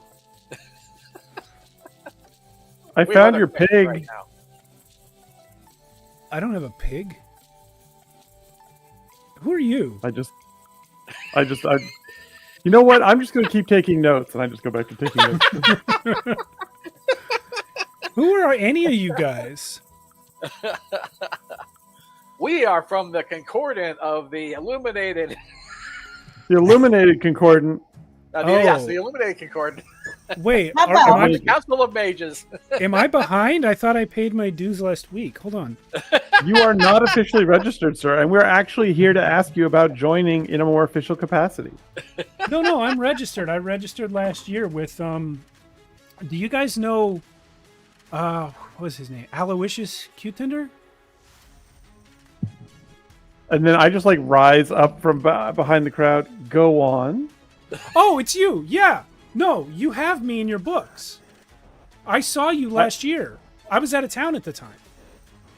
Okay, I go through the paperwork. Do I have him in my register? He pulls out a note from his own pocket. Page 54. I go to page 54. Is he in my book? Yes, he wrote it in his own blood, and it's written in these super fancy letters, and you can see that he went back and added drips to the letters with his own blood. It says Lars Fink. He's paid up for the second level of membership. The Blood Kid. Yeah, you probably don't recognize me because I was doing my mascara different. Yes, I do remember you. I did find your pig. What? I don't own a pig, dude. You have a wooden pig. Oh, a toy pig. Yeah. No, I used to love that pig. Yeah. I don't love What happened anything to it? anymore. Why not? Oh man, I can feel the drama from here. Because when I was young, I thought the world was a happy place. And eventually you find out the truth. I'm sorry, son, but the world still is a happy place. Oh, it's yeah. an unregulated place? Well, I'm regulated. I paid my dues. I don't want... You are my me. one sun. Weirdly enough, you are my one sunshine of this day so far. Oh, but it's night. It's always night in my heart.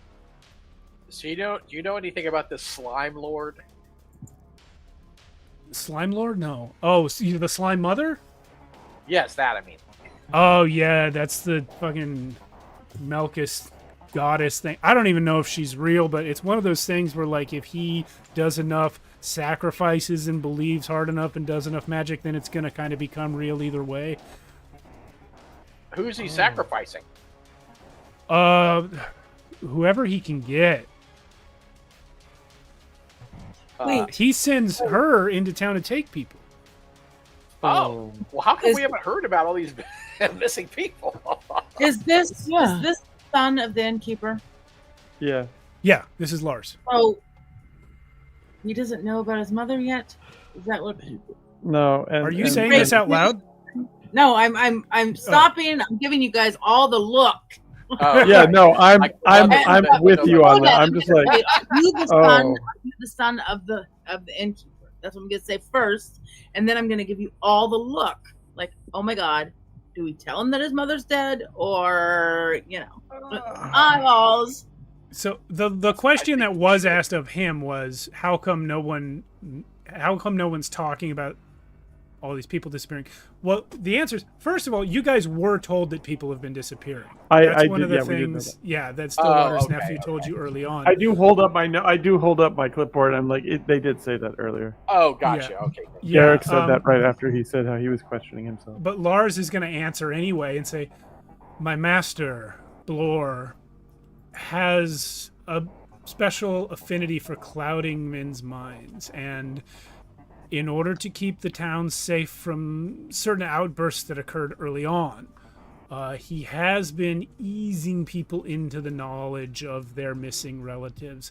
When someone goes missing, the loved ones of that person do not notice right away because of the mental protections of my master.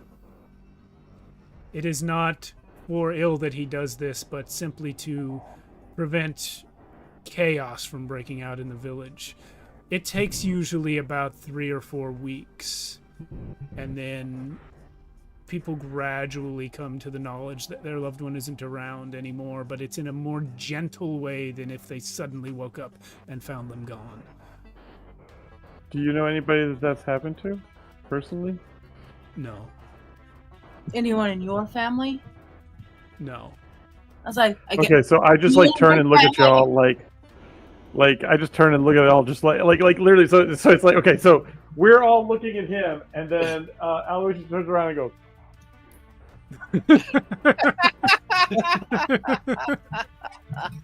Lars, have a candy. I think it would be kind. I can't enjoy candy. My heart is too dark. Well, what? Well, How could your heart be in shadow if it is not sometimes bathed in light? The shadow is that cast by my soul. Oh, you got one of those shadow casting souls. That's pretty good. Dark. My soul is also a necromancer. I got that. You have issues. So, since you're a necromancer, Yeah. let me tell you about your mom. What? Yeah, I think now's the time to lay it on him. I think we should tell him about his mom. Who I'm just are kidding. you guys though? Are you all from? Are you guys all from the Union? I wanna Yes. lean forward. I just want to put my hand on his shoulder. I want to know where he's been. Ah. Oh, That's sneaky. Good. Do that first. he has been at Yeah. Blur Udo's tower. He's actually Okay. come here straight from there. He was sent here because... Actually, you know what? This is going to give you an answer that you guys needed. Oh, great. Perfect. Kali mentioned a few minutes ago that when Blur Udo attacks her while she's in town, he's able to get around her defenses through attacking her in some sort of indirect fashion. You now know what it is because Lars knows, and it's relevant to why he just left the tower. Mm-hmm. Blur can sense when there are any mages in town, and he sends a non-specific attack to seek out and strike mages. One of them, which should have hit Kali, hit Talson instead. Oh. And they detected that the two strikes targeted different beings, and they didn't know who the second one was, but they did know it was in Lars's dad's place. And so Lars sort of raced over here on the back of an undead donkey, and Didn't expect to hear that phrase today. I almost said horse, but I decided to plus it. Donkey's better. Yeah, you plus that one up good, my friend. You plus that real good. Yeah. Yeah, so he raced over here for that because he thought there was someone fucking with his dad. And that's why he came here on the street that his dad's in is on and found all of you guys hanging Kali upside down. Yeah, that would be. Yeah. I want to do one last thing. I don't know why, but this is suddenly hitting Aloysius in like a deep way. I want to do the difficult roll. You tell me how difficult it'll be. I'm going to try to do magic right now. Okay. I want to lean into the seer, the prophetic power. I want to know how Lars is going to die. And I know that's going to be like a hard roll, but I'll do whatever I got to do. Yeah. I'm rolling 3 against that. Okay. 6. 6. I would roll 3 dice. I think that's what I'm going to do as well. Yep. And I think if there's anything else that I get for this, because I have things. Can I do anything? If you Not roll a 1, really. you can spell burn. That's true. Your hero die. is there- Okay, is there any way? What if I roll 2 1s? Will that mean I'm definitely screwed? Like I can't. Is it like do the ones cancel each other out? Like if I have 2 1s and I re-roll the hero die, does that only re-roll one of the ones, so the other one I Yes. still? Yeah, but the spell burn could help with both of them. Okay. If So I had roll a a 3, boon, if I had a boon in something, would I get another die? You can't get a boon in magic. Okay, that's what I just wanted to know. Okay. All right, so I'm rolling my 3. Here we go. Oh my goodness. Tear through the primordial mist with a double 6. Quick Snake eyes question. as I pierce the veil. Yeah. Quick question for you, Aloysius. You're the shit out of What is Aloysius's definition of death? The moment that he ceases to exist as he is now. So whether it's this becoming a monster, this becoming just death, grave, this his soul leaves his body, this he becomes an undead thing. Like anytime this state becomes another state, in like a permanent, not going back kind of way. Aloysius, the nature of your worldview and the nature of Let's go. your dice roll conflict right now. Yes. So this state becomes another state every moment of every day. His cells are constantly processing energy, so he's Fair. dying at all times. However, Mhm. you mentioned soul leaving body. It's actually Sure. never going to happen. He's never going to die in that sense. You mentioned sort of okay. his life force ending. Uh-huh. There are multiple possibilities for how that might happen. One of them is being devoured by the slime mother. Another is having his throat slit on an altar by Melkus Unda. Another is having his heart run through by a stone spear fired by Kali, who he just knocked out. Another is being beaten to death by all of you guys. There are actually many options for how his physical body stops living. Some of them are very soon, and others are years from now. Right. Yeah. But in terms of like when is his mind and soul going to leave this mortal plane? Never. He's too Can I? far No, what I was gonna say is, can I deduce from that he's already dead? No. Like his body, like his soul is already bound to, like he's necromanced now. He is, well, no. He is not Okay. necromanced right now. He is very alive. He's actually a living person. Okay. Yeah, he is very alive. He's just a regular emo kid, but he is an emo kid with a great grasp of necromancy who's already at the stage where he's just not leaving. Got it. Okay. Yeah. Okay. Cool. So I do that. A single tear is coming down my cheek. I open up my book and I write my own name into the list of infractions.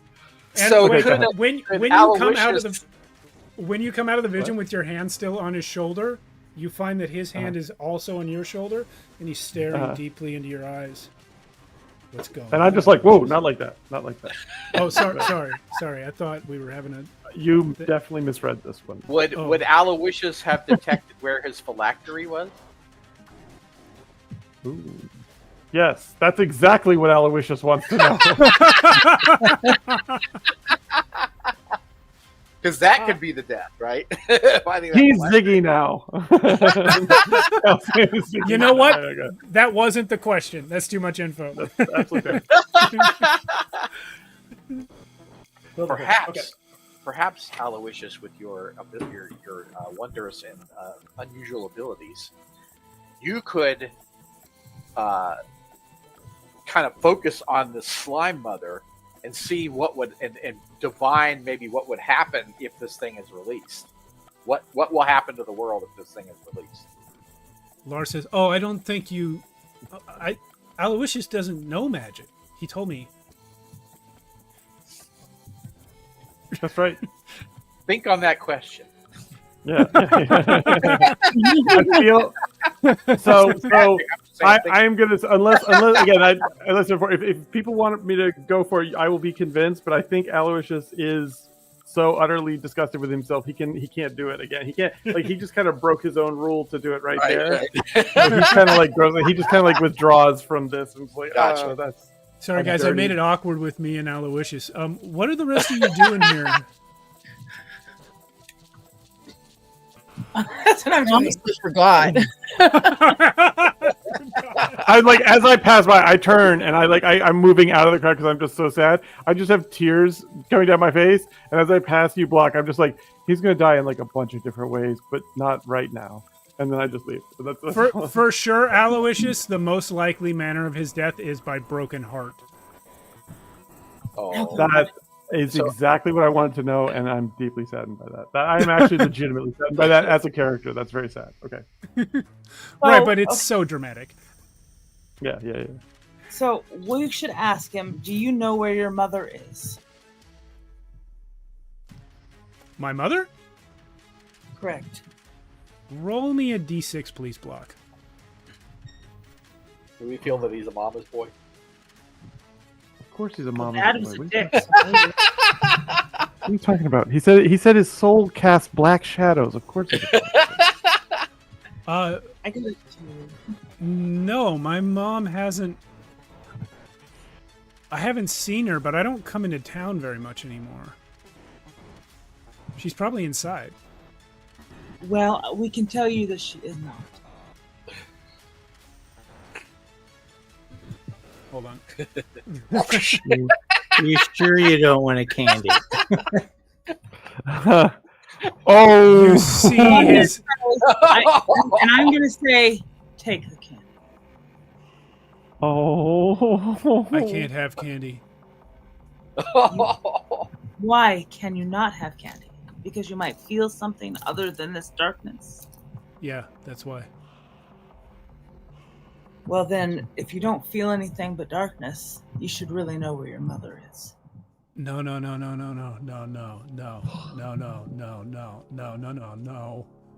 Yes.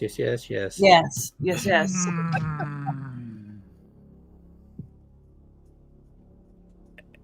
Everyone roll me a d6, please. Uh-oh. oh, yikes!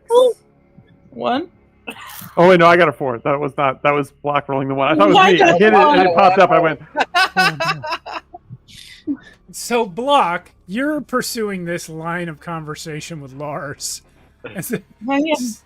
Probably because you're the only one sort of not perceiving into the ether right now. As remember, my Your- magic isn't that deep. it's not that That's deep. true, yeah. I'd say Sam, you're probably on the opposite end of this, perceiving very much as a spell of illusion on the mind of Lars unravels at the prodding of Block's various questions here, and you see as that spell breaks. You all see the rising necromantic energies inside Lars, sort of in this moment, superpowered by a surge of emotion. Oh, crap. And you see Lars take that. He has the wand in one hand and that skull-headed cane in the other. He picks up the cane and slams it on the ground 3 times. And the third time, there is this booming echo. And you start to hear footsteps. Ah, Block, what have you done this time? We need your help. Oh, you This is- got it. And he turns away from you and starts marching out of town. And you see coming from alleyways and doorways and backyards and churchyards, corpse after corpse after corpse falling into steps behind Lars as he marches out of town and turns south. We're following him. Where'd I all think those we should follow corpses come from? As you see him reaching the end of the street, all of you, please roll me a magical resistance roll. Oh shit! Okay. Is that just a straight 6? Yeah, Mhm. this is straight 6. Okay. If it's gonna do me damage, okay. Yeah. If it's Oh, gonna do me crap. damage, I get a little bit extra roll. I have additional. I get a will boon not- to resisting such magics. I believe. Okay. Finally, get a good roll. There you go. I suck at everything else, but there Okay. you are. Ooh, nice. So- You are not going to take damage from this. Okay. None of you.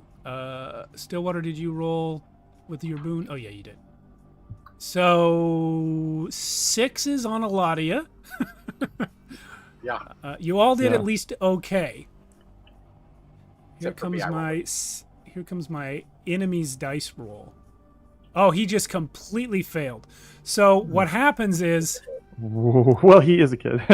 well, no, he's it's not angry, him. but he's still. It's not Lars. Lars is walking away from you guys. Oh, shit. Okay.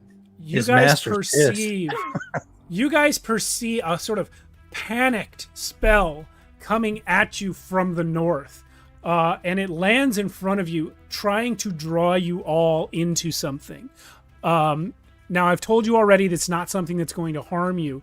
I'll say you know that in character. Given the roles here, you all have the option to simply disallow this, but I'm also going to give you the option to let it draw you in. Perhaps we should. But we don't know what it This is. effect. It'll be a quick way to get where we're going. You don't know what it Okay. is, but you know it's coming from the north where Lars's master dwells. I think I want to let it. I let it take me. I Yeah, let it. I agree. Yeah. Sam Stillwater. Stillwater. I let it take me. stand at the edge and watch them all just sort of, and then I step through. Yeah. Okay. Ooh, Okay. You find yourselves suddenly in a well-adorned chamber full of draperies and cushions, and lounging on a large couch in a position that looks like he probably hasn't sat all the way up in a long time is an opulently dressed, very, very obese man holding a scepter of gold.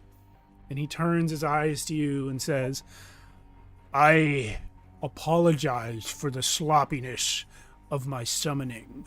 I was a bit panicked. I appreciate your willingness to meet with me. My name, if you had not guessed, is Blur Udo. I am the master of Lars, whom you may have done some harm to just now. I know you meant well, but trust me when I say the dramatic tweens of Borestone can do significant emotional harm to themselves when provoked.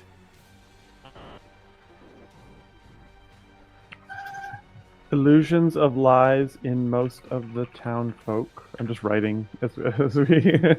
I'm taking stock of his thing. Is that Blur with 1 or 2 O's? 7. He's going to cast a spell here, and he's actually going to read what you're writing. It appears in the air in front of his face. Okay, and then the next one in front of his face is casting peeping Tom spells, like right in front of his face. I like you, Union Man. Well, you don't Listen. hear that often. I am not casting spells on most of the town folk. Early in my time here,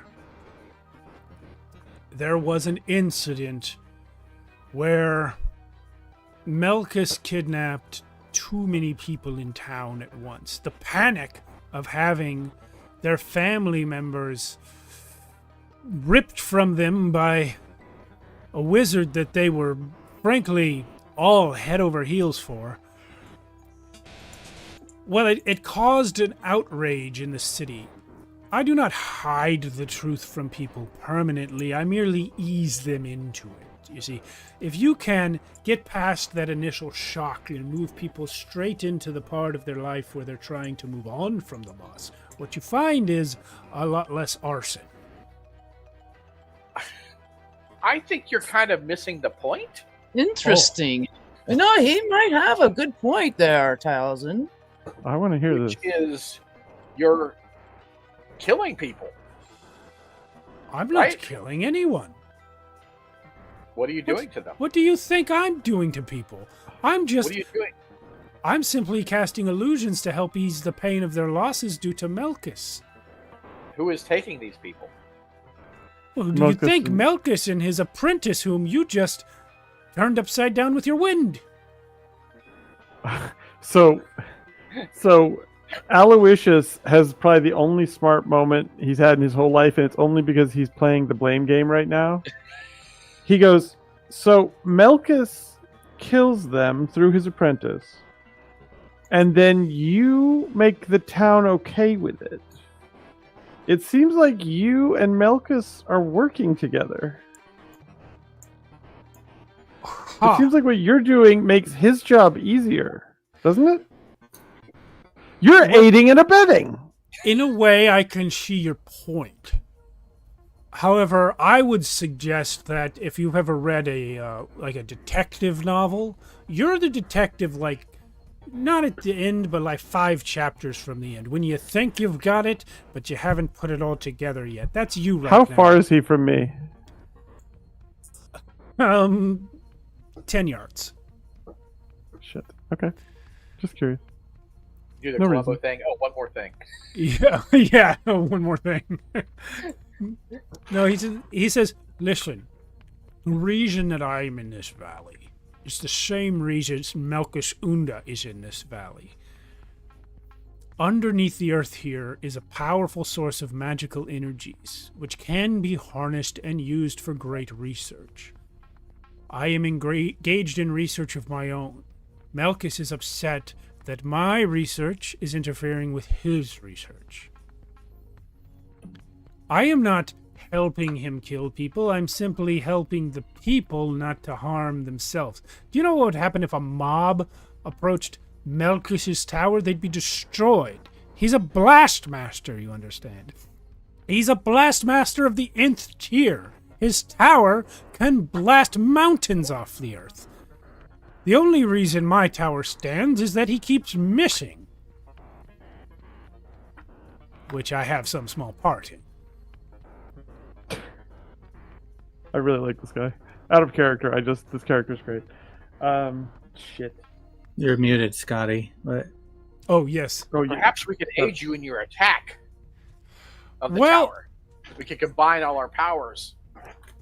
I think it's best if we stop this man completely, Yes, destroy the tower. especially since your apprentice is now on his way there. Yes, that's what I wanted to talk to you about.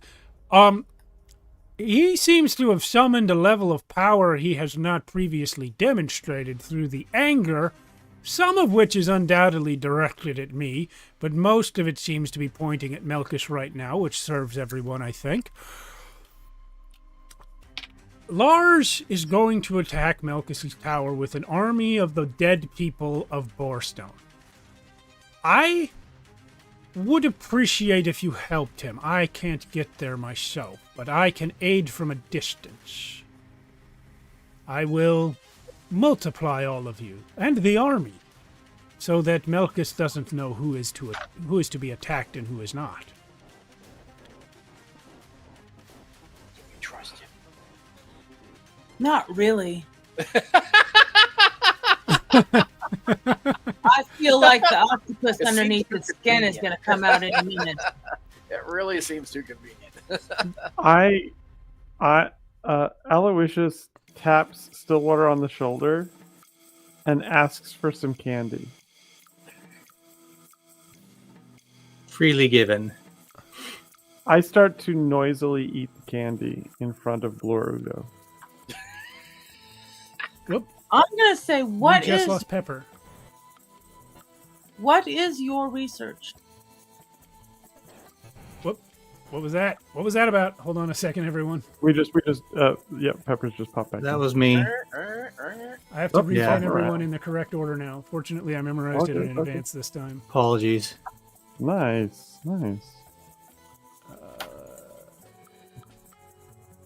This is this is like the Brady Bunch, but if they were It's all on really acid. great. It's really great. That's the way we became everyone else. They're all on acid. I'm so sorry about that. Pepper, is your candy a hard candy or soft candy? It's probably kind of toffee or taffy-like, kind of soft. It's made with Okay, honey so and various herbs and such. I am smacking and chewing at it, and I'm really enjoying it. He is staring at you. Really, I'm not really intentionally- intently. Do you want one? He's licking his lips. I take one of the candies. Do you want one? Oh, yes, I do, but I cannot take it right now. You misunderstand the nature of our meeting. So you don't want this? You're not really here, son. You're back in the street. You can't hand me a candy. I'm miles away. I eat the candy. I desperately want one. The problem is I know it wouldn't. I know it wouldn't satisfy me or help in any way. Mr. Block, I believe Yes. you mentioned something about an octopus appearing from under my skin a few moments ago. Yes, I did. Well, A bit, yes. You are right and wrong at the same time. There is, in fact, something under my skin. This is not my skin. Are you the He takes slime? a scepter. He takes a scepter and waves it over his body. And where once was a stupendously fat man barely able to move, you now see the exact opposite. An emaciated man with absolute zero body fat and almost no muscle, barely able to move due to weakness. And he says, I keep the illusion of girth to keep myself from going insane. The But there's a research minimum. the research that I do here is an attempt to break the curse upon myself. No matter how much I consume, I wither away. Oh. If I could simply be free of Melkus's meddling, I could cure myself. Can But I ask my a que- energies are split, trying to protect the people of Borestone from his constant murders. I train Lars in his magic, but it is a school that I am not experienced in firsthand, and I protect them from the worst of their heartbreak, but every ounce of my power that goes towards that end brings me one day closer to starving to death. And he waves the scepter over himself again and becomes obese again. I feel much more comfortable this way. There's a middle ground, sir. To each their own, Mr. Block. I mean, you Middle like way. being a donkey, Block. So, I mean, I That's judge what honestly fair. form you choose. In I'm any just- event, we have to stop these murders. So we're, I mean, I agree with that. I'm worried. I That- think we've got to help Lars. Yeah, It sounds Lars. your story has convinced, or almost convinced me, that you are on the side of good, and we have to destroy the side of evil. But how do we know that you are worth helping? We don't know why you're cursed or what you seek. What do you seek? Do you seek the slime queen? that No. stops fools? Who do you No. seek? I seek simply a curse-breaking spell powerful enough to undo that curse which is on me. You do not need to trust me or like me or help me. All I ask you to do is help Lars. He is going to die if you don't get that keystone to his hand. Oh, fiddlesticks. He's Who has the walking. key? He's walking Sorry, go because he thinks it's dramatic. If you run, you can get to him in time and give him the keystone. Are we getting any feeling from this keystone? Who Well, has it? you all saw that it was visibly glowing. If anyone wants to try Yeah. and do a roll on it, I'll tell you anything more of it. I mean, Block is the one holding it. Block did the jump and grabbed it off of her hair Okay. at the time. Block, do you Alright. want to try and read the keystone? I don't think that I'd be able to really. I All right. mean, You can hand it to someone. You guys are in an illusion, but you're all physically in the same place. which relative to one of each other, you, so- with all of your different arches of magic, think that you could detect something the best from this keystone? Being it's a necromancer, I'd blah, say blah, let blah. Sam have a crack at it. Sam. Let Sam have a crack at it. in case it's a illusory or something. Sure. Maybe I mean, some- or we could pass it around like a hot potato. oh, that's Sam. true.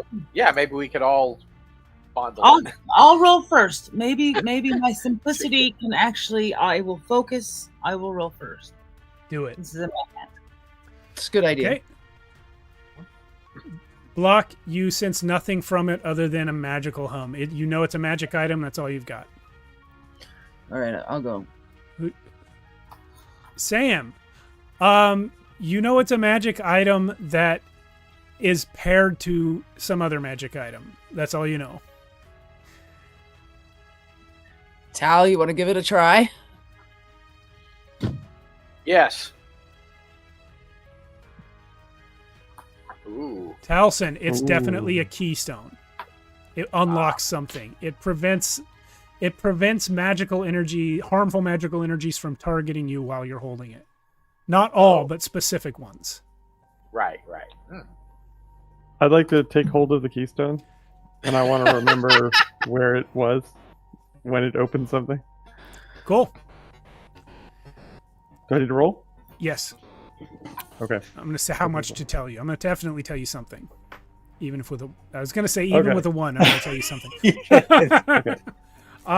So with a 1, you can't see into the tower, but you see Kali Okay. walking across a field of smoking craters, some of which still have smoldering bodies in them, in a circle pattern around this tall black tower, and she walks right through it without being targeted and heads to the tower door. Oh, okay. Okay. Scotty, Is she by are you herself in muted the again? vision? Yes, she was by Oh, herself. sorry. Are there windows on the tower? No, but there there- is a tall balcony way up on the roof with a railing, and you don't see Aloysius' vision, but Aloysius, you see like an imposing and deeply attractive shadow of a man standing on top of the roof, Even his shadow is hot, you guys. just brooding. Oh, dude, it's a perfect Dorito. God damn. Here we have Like, oh, so you guys don't. I don't immediately. I don't immediately convey the vision. All you hear me say under my breath is, "I am questioning myself." Yeah, even from a great distance. Yeah. Even from a great distance. Do you hand it then to Stillwater? Come on, Friar. Oh, must Stillwater, I? You don't have to I roll. will- I will try something. Let's just take a look. Well, let me say something else first.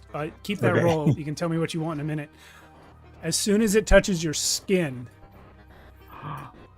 you hear from Cinery, the six-faced god, directly for the first time in your life. Oh. Cinery speaks to you and says, "The power that created this stone must never be allowed to crawl the earth." Damn. Stillwater, hello. And I'm like, oh, and I kind of come out of that real quick. Oh, I heard a voice for the first time. We must destroy this. Correction, Stillwater. You heard 6 voices speaking at once. Okay. Oh. That is a powerful omen. Yes, and especially because all 6 of them spoke the same thing at the same time. Every face of Cinery agrees. This omen Oh, cannot be just whoa. So- we have a very clear path ahead. Stillwater, you did roll that 5. You were about to ask me for something. What was it going to be? I wasn't. Is I no know. longer relevant. Okay. No. Scratch that. Death to the Dorito. Barrel-chested Dorito man. Yeah. Hmm. So you guys roll south. You head out of town. You start chasing Lars south. And what you guys witness is a scene out of Heavy Metal. It's just hordes. Something about Lars's deeply emo power was when he summons these corpses, they're not just regular zombies or skeletons. They're all completely black on every surface. And it's nighttime, which is making him more powerful. And he's running. He is walking. The skeletons are charging in a horde. And as you guys are running him down, running through this horde of skeletons, you see Lars and the skeletons and yourselves starting to double and triple and quadruple in appearance Oh, wow. as like the as chickens. Blur, yeah, well, not exactly, but as Yeah. Blur Udo, as Blur Udo Mod is casting rules, yeah. illusions from a distance to increase the size of the horde that is storming Melkus Unda's tower. You are all rushing down on this black tower. And Block, please roll me a d6 and don't get a 1. You couldn't possibly roll one. You successfully slap this blue keystone into the hand of Lars Fink before he gets into range of the blasts, which means him and all his skeletons are safe from the blast. But we're not. They're only targeting you guys. Great. I have an idea. I have a very sick feeling in my stomach, and I throw up my magical barrier. Oh yeah, we all have our magical barrier. Yeah. I have an idea. Yeah. I could try to lift us all to the balcony. Okay. That'd be Trust me. fantastic. Okay. That sounds remarkably unlicensed and a good idea. Can I bolster him in some way since Maybe- I've got maybe- the Block could carry That one would be of us. 5d6 resistance. To lift us You have a all what? up. What'd you say, Talson? That would be 5d6 resistance to lift us all up. Because you're targeting telling- 5 people. Yeah. But I could take Oh, a you- shape of something that can get up there that would lessen your load. Oh, you could Well, that's fly, nice. right? Yeah. Stillwater, you would like to try and aid in another way? if I could bolster him through a prayer to Cinery, since they are like encouraging this route or this direction of Yes. Yeah. I'm losing the function of communication. Absolutely. all I'm gonna roll 3d6 here. Because like you said, Cinery's already told you to do this. You just have to beat 3. Oh. Oh wow. Okay. Okay. Oh. That was Halson's roll. The RR roll I just did was for Stillwater to aid you. Oh, I'm sorry. I'm sorry. Yeah, yeah. Yes. Sorry, Stillwater. You must roll. You must roll Sorry. Stillwater to your prayer to Cinery. And I was going to say, if you hit 3 exactly, you're going to reduce my challenge roll for Talson by another 1 die. Okay, so am I rolling 2 dice for this prayer versus your 2? You can roll up to 3. You can Up roll to up to 3. 3. You decide how many. I'd But roll don't 2. get a 1. I'm gonna roll that 3. Here it comes. No 1s. Oh! Ah! What is going on in my background here? Oh no. Yeah, that blows. Yeah, you fail at it. So that would have reduced Talson's roll, but it's not going to. So now or Talson's resistance roll. I'm gonna roll the 4 for my resistance roll. We've eliminated Block because Block can fly on their own. Oh. 6. Ooh. 6. Youch. However, before you cast the spell, Talson, Lars is going to say one thing to Aloysius about how unlicensed this is. He's going to look at you and say, I'm a Tier 2 union member. I officially endorse this action. Oh, I'm just like, okay, so what do I do? Now I can suddenly aid. How do I aid? This is a licensed raid. You can't aid in this, but it's not unlicensed. Okay, fantastic. Oh, good. I am suddenly wait.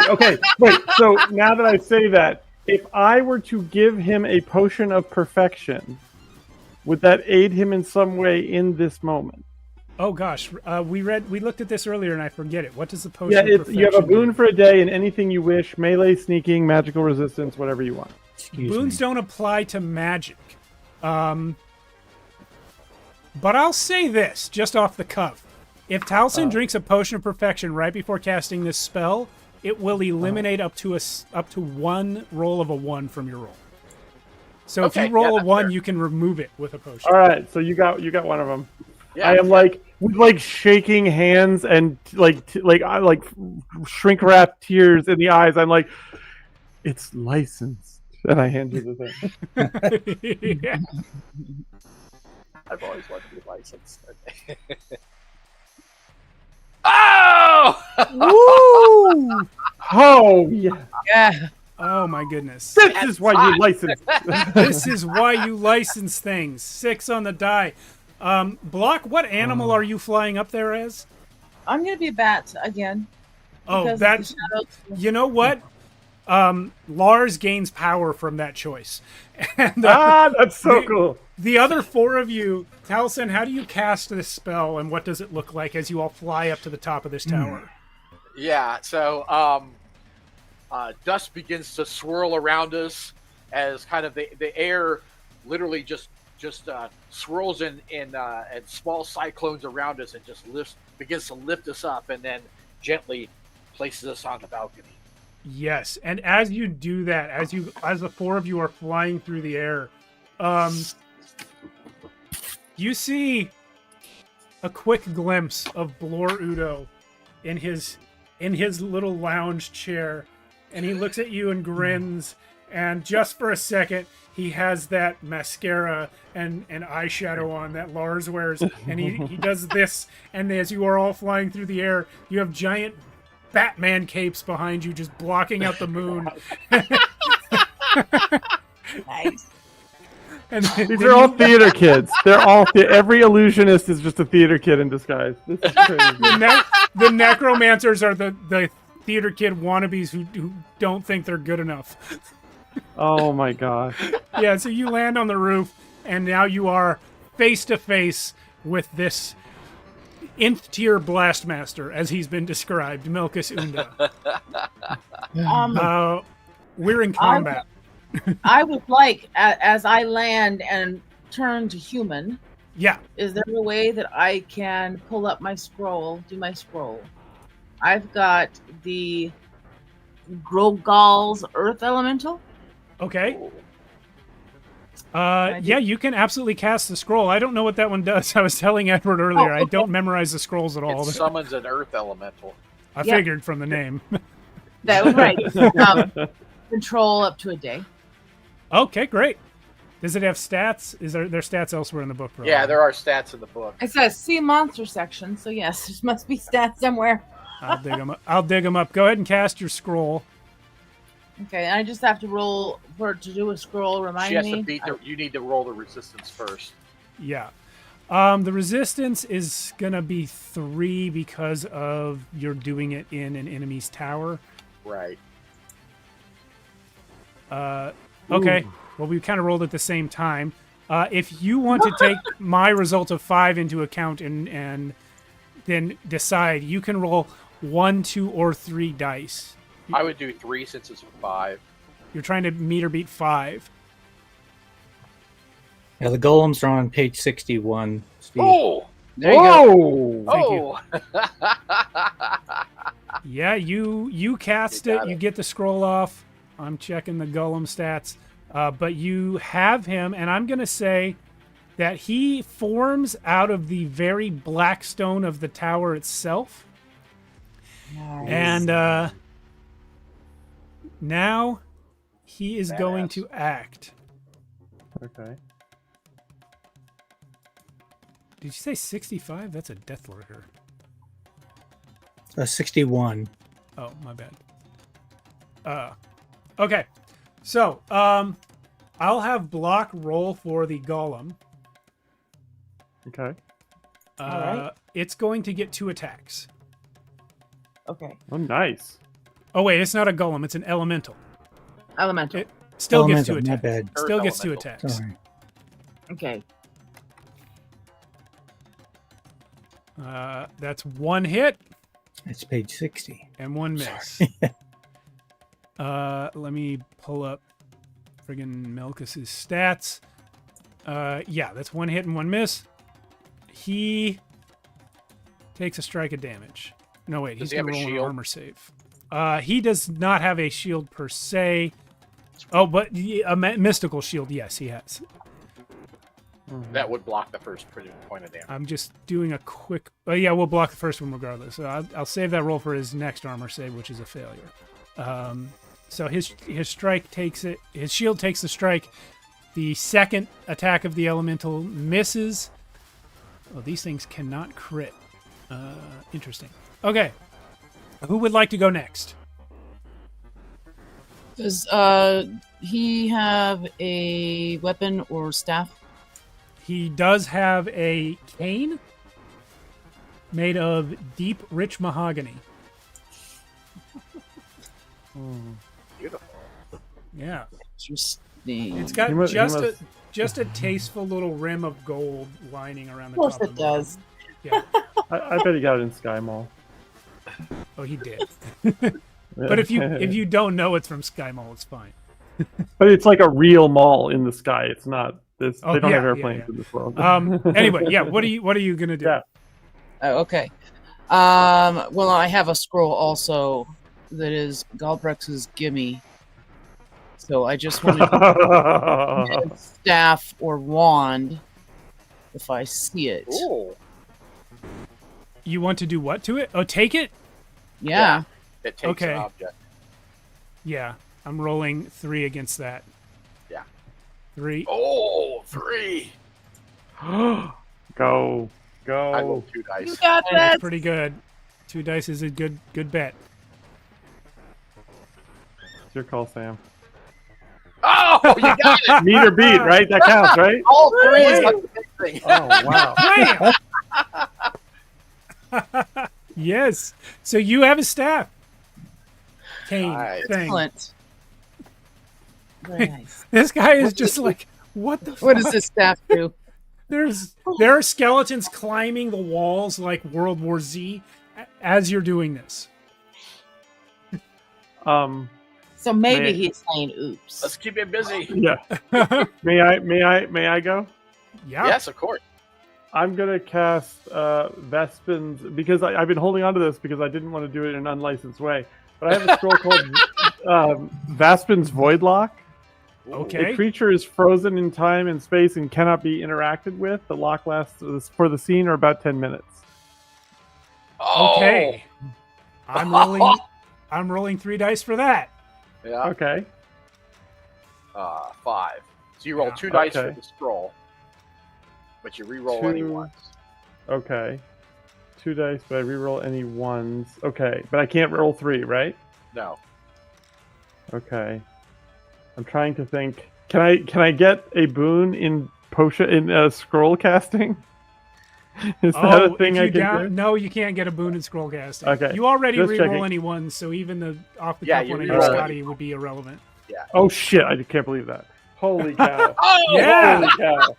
Holy cow! So you guys just stormed this guy's tower. I'm gonna say I'll let Pepper and Scotty do something real quick, but essentially with this 10-minute time freeze and his apprentice already unconscious back in the town, this fight is a lock. You've got it. So what would you two like to do while we're still in initiative here?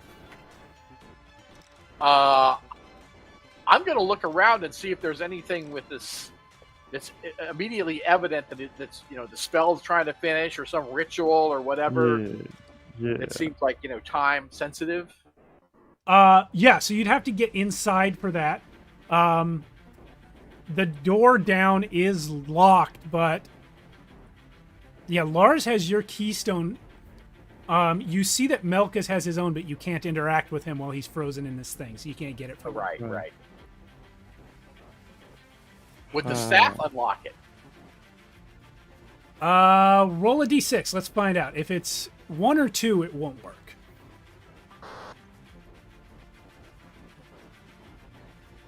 All right, Sam, go ahead. Oh, that's me. Yeah. Yep. You got. Yeah. Come on. The staff Oh, does not unlock the door, unfortunately. roll your hero die. Oh, yeah. Yeah, there you go. Well, You know or what? You can Yeah. use yours since this was your idea. This is. Oh, okay. Come on. No ones or twos. All right, No whammies. here we go. Come on. Oh my god! Oh, Double whammy. Oh. Oh, we came in wasn't karma. meant to be. The lights literally just went out in my house just as this happened. Wow, that's crazy. That's amazing. Okay, here, turn it back on. That's There what we go. happened. Sorry. The dice giveth and the dice taketh away. I've been so excited tonight. I haven't been tracking failed rolls for karma, but you guys aren't spending karma anyway because everything you do is magic. So It doesn't Right. matter. Uh, Oh, and I get that's- extra that's karma really good. for failures. Yeah, yeah. Interesting. Why did I do that? Well, you didn't know. You didn't know. And you might have played the character differently, you know? yeah. Yeah. Yeah. Yeah. Okay, so we're not getting in there. Physical attacks. So, Talsane, Has Pepper gotten to do a thing yet? well, we haven't really finished up Talsane's turn. He hasn't actually done Oh, gotcha, anything gotcha. yet, but Right. other than tell Sam to try the door. But I was just going to return to your original question about you were looking for the ritual, but your wording was kind of like, what can I see that's in progress? From up here on the roof, what you can see that's in progress is that his tower is blast mastering for him. It's trying to target these skeletons, zombies. It's actually only hitting the illusions because of the keystone held by Lars. It can't target the real ones. And that's what you Okay. see happening. Awesome. Gotcha. So what should we do? What do you think I should? Well, we can't get in. This You is know something I'm what? really tense. Does he You know have? What about Oh. this? What about this? Can't interact with him. You guys, I Yeah. will just transform into a bat, fly down to him and say, look, he's incapacitated. Give me the fucking stone. And we'll get in. Well, he's out of time and space, so you can't No, interact. no, No. She's no. talking about Lars. Lars got, he's But if we take it from brutally Lars, marching towards the tower. Looking If you super take the cool. stone from Lars, the tower will be able to target him. yeah. That's all right. Yes. That means All right. All right, but Block already had a to make. Block already had a turn though, so you can't do it right now. I But just if want you to. I just think want. about it, We we haven't did even finished. We haven't even finished one round yet. I Yeah. want Talsane. Talsane has tried a few things and gotten some information. Stillwater, what would you like to do? I have a I hammer. can't really do anything. No one's hurt. No healing to be done. I maybe can try to break the door down, but I don't know. You can certainly try. Maybe I have a Certainly shirt that says try. that on it. And I actually paid money for a shirt that says that on it because I'm just that kind of guy. can Actually, certainly Edward try. was here when I unwrapped it. You were on my couch, remember? I remember. All right, so I will go at it with my shepherd's hook, try and like smash at the lock or the hinges or whatever it looks like. Is holding it in place Sure. You know what? Hit it 4 or better. or better. There A you single go. roll of the die, That's honestly. Yeah. Oh, and I wow. will spend 2 karma to do Nice. Heck that. yeah. Yeah, you will. There you You spent inclinations on this shit. Karma. go. Yeah, hell yeah. For a third karma, I'll let you do extra damage and knock the door down in 1 hit. Fine, to it. Take There we it. go. Bam! Door comes down. Yay. And Talsane, now that you have your access point, you're able to rush downstairs. You see, of course, stairs leading down into the deepest depths of the earth. It's going to take you a long time to get there from on the roof of the tower. The rest of you can choose to go with him or not, but you go down the stairs.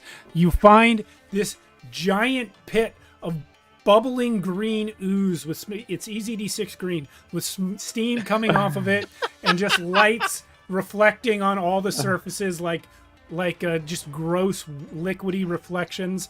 And as you stare into the ooze, you can see the realm of the slime mother, and you can see that she's almost taken form, and that one more human sacrifice would have done it. But if you can just slay the person that has been summoning her, it will interrupt the ritual. And so Actually summon it, would it? no, I slip and fall in. no, because the sacrifices that summon it, have to be done in the slime pit. Oh, So okay. if you kill him up on the roof right now, it's over, and the slime pit will actually disappear. So I'll say that with your vast collection of magical specialties, you are able to determine this. And by the time you get upstairs, you see Lars already on the roof trying to kill Melkus, but not able to interact with him.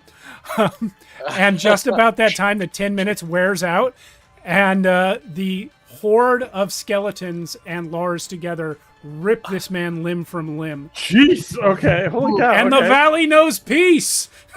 I was about to say, hey, we should take him in for questioning. Nah. I guess not. Nah. Oh, Yeah, Lars wasn't having that. So, in the epilogue, Lars quits his job out of anger towards Blur Udo for messing with his head. But the tower of Melkus Unda sinks into the earth and is no more. However, nothing will ever grow in the place where it once stood. Lars does hit up Aloysius a couple more times just to see, but it's not going to work out. Maybe it is. You tell me, Aloysius. Hit him up in what sense? Like to get registered, to get licensed? Well, and everything? he doesn't know that you did a read on him. He thinks you put a hand on his shoulder and stared into his eyes for a minute, and then he made it weird somehow. And So he's coming through again just to see if there's a shot. Like a shot? Yeah, Like, is he shooting a shot? he's shooting a shot with you, man. Oh, wow. Okay, so Aloysius has never had a romantic relationship in his entire life, and he is not picking up on any of that at all. Like, he is so, like, all he knows is, like, he keeps putting Lars keeps putting a hand on his shoulder, and he's like, I don't want to do it again, though. Okay, so the clueless, hard to get thing is actually the perfect romantic partner for Lars, because then he can be super emo about his feelings towards you. Oh, no, the broken heart. Yeah. I'm like, I reluctantly agree. Once I clock what he's doing, I reluctantly agree to a date. I'm fairly sure that Aloysius is asexual entirely, but he has literally seen when this kid dies of a broken heart, so he's like, oh, I can't do that. And lacks the social awareness to realize this course of action might make it worse. Yeah, no, has no idea. Has no idea. Yeah, Has no okay. idea at all. But he also signed your book. So, I mean, there's that connection. He did. That's true. We do have that. Stillwater, He's very diligent about licensing. your cousin gives you free chickens for life. Yay. His infinite chicken magical effect does wear off after a little while, and the town sort of settles into normalcy because with just one wizard tower, there isn't this constant clash of magical energies creating these wild, chaotic effects. And if you guys choose to stay and do more research on the area, you'll find that that's what it was. These chickens were doubling, and then sometimes you heard stories about like the chickens being sold and then disappearing, which was a completely unrelated magical effect. It just happened to take place on the chickens. And then also some of them were running around after already being killed. Also just unrelated magical effect, just like the snail invasion, just like the random dead forest, like all this random stuff. It has nothing to do with illusion or necromancy or earth elementalism or blast mastering, but it's just crazy magical energies colliding with each other and making weird shit happen. Even some of the disappearances turn out to not actually have been sacrifices. They're just people that got bamfed. So what you're saying is communism was a red herring. Yeah. No, Melkus Unda was absolutely sacrificing people to an old god from beyond. Yes, absolutely he was. So the one thing I do want to do as someone with precognitive ability, I want to do whatever magic I have to do to find out if Blur Udo lifts his curse. Well, I need to know. Yeah. It takes another 8 months. But Blur Udo does lift his curse and starts gaining weight again and actually retires from magic. Do we know what cursed him? Do we get close enough to him so he confides that, I slept with my boss's wife and I'm cursed forever? Why is he cursed? Actually, you nailed it in one. Oh, He slept with a witch's wife and the witch cursed him.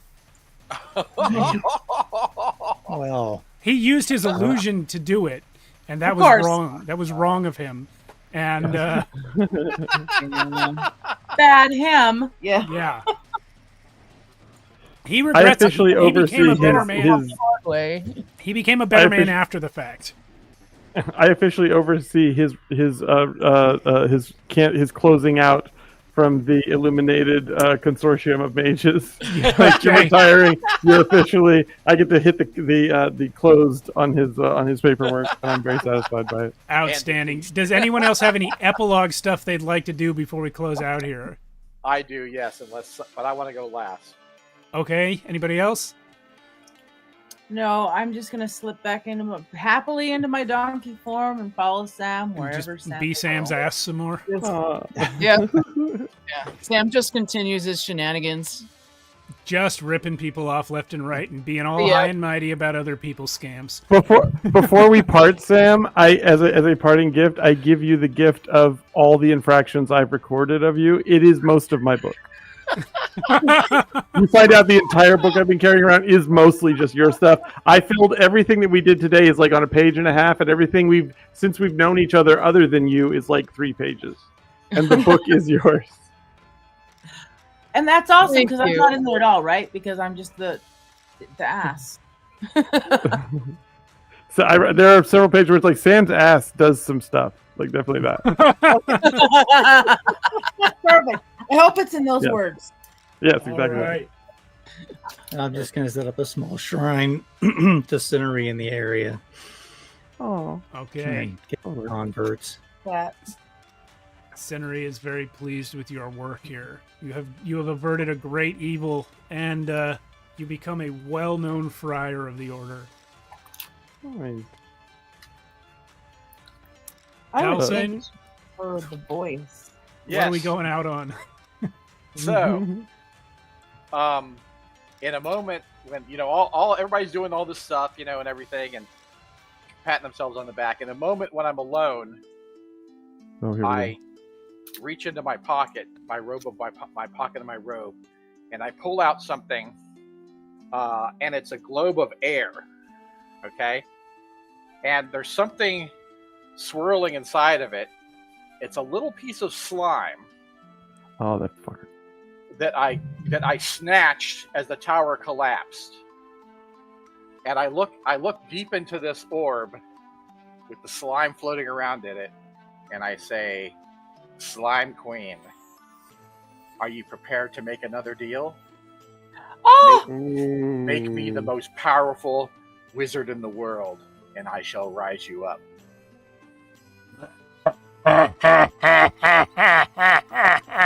Fade to Yeah. black. All right. Nice, nice. Outstanding. The end. Yes, the end. ... Question mark. Yes. Nice. Not question mark. Yeah. Very nice. Well done, gang.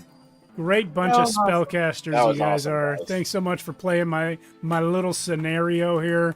That was good. It was actually great. I really enjoyed it. That was super That's good. awesome. I love it mostly for Lars. Lars and Blur, if I'm being honest, are my two favorites. Yeah.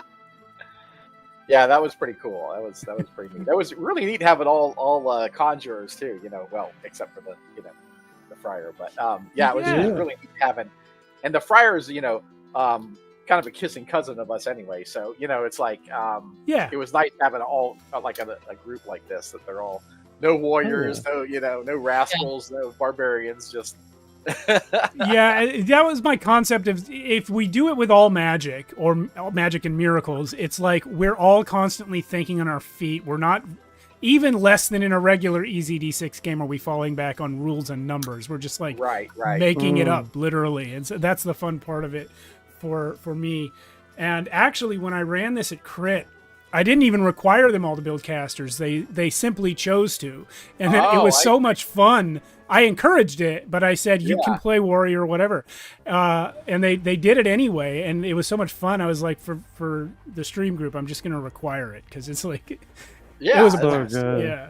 It's a really good It's idea. a great way to play it. Yeah. No, I was a little intimidated because that's the first time I've ever played a EZD6 magician or caster or anything. Because it's intimidating. Yeah. Yeah. You mean You I did- can't use karma against it? What do you mean? You did great stuff with Yeah. it, though. You Yeah, did. the- I like the Ocean's little more 11 vibes we intimidating. had. It's You even guys more did intimidating bring. than Yeah, it actually definitely. is, because you can actually go with the flow of the adventure and come up with your spells as you need them, right? Right. Whereas Yeah. opposed to like trying to figure out how your spells fit, you're actually making your spells fit to the flow of the adventure. So I think it's easier than people think. You know what I'm saying? Like, oh, I need. Well, to it's just there's less safety. Yeah. There's no net. You're rolling with no net. Yeah, Right. exactly. You have to have a certain level of confidence with that kind of improv because, Right. like Edward is saying, for some people, having an exhaustive list of spells and these are the only ones you can choose from is actually the safety net. You want to be able to look through, but it takes forever. And Right. like you said, Scotty, a lot of times you'll go through a list of 100 spells and none of them fit the situation you're in. Yeah. Whereas if you can do it this way, it's faster, it's more tailored. Yeah, I love it. Yeah. Totally. Yeah. Well, that's why I wait to make my aspects too, because I never really truly know who I am until I start playing.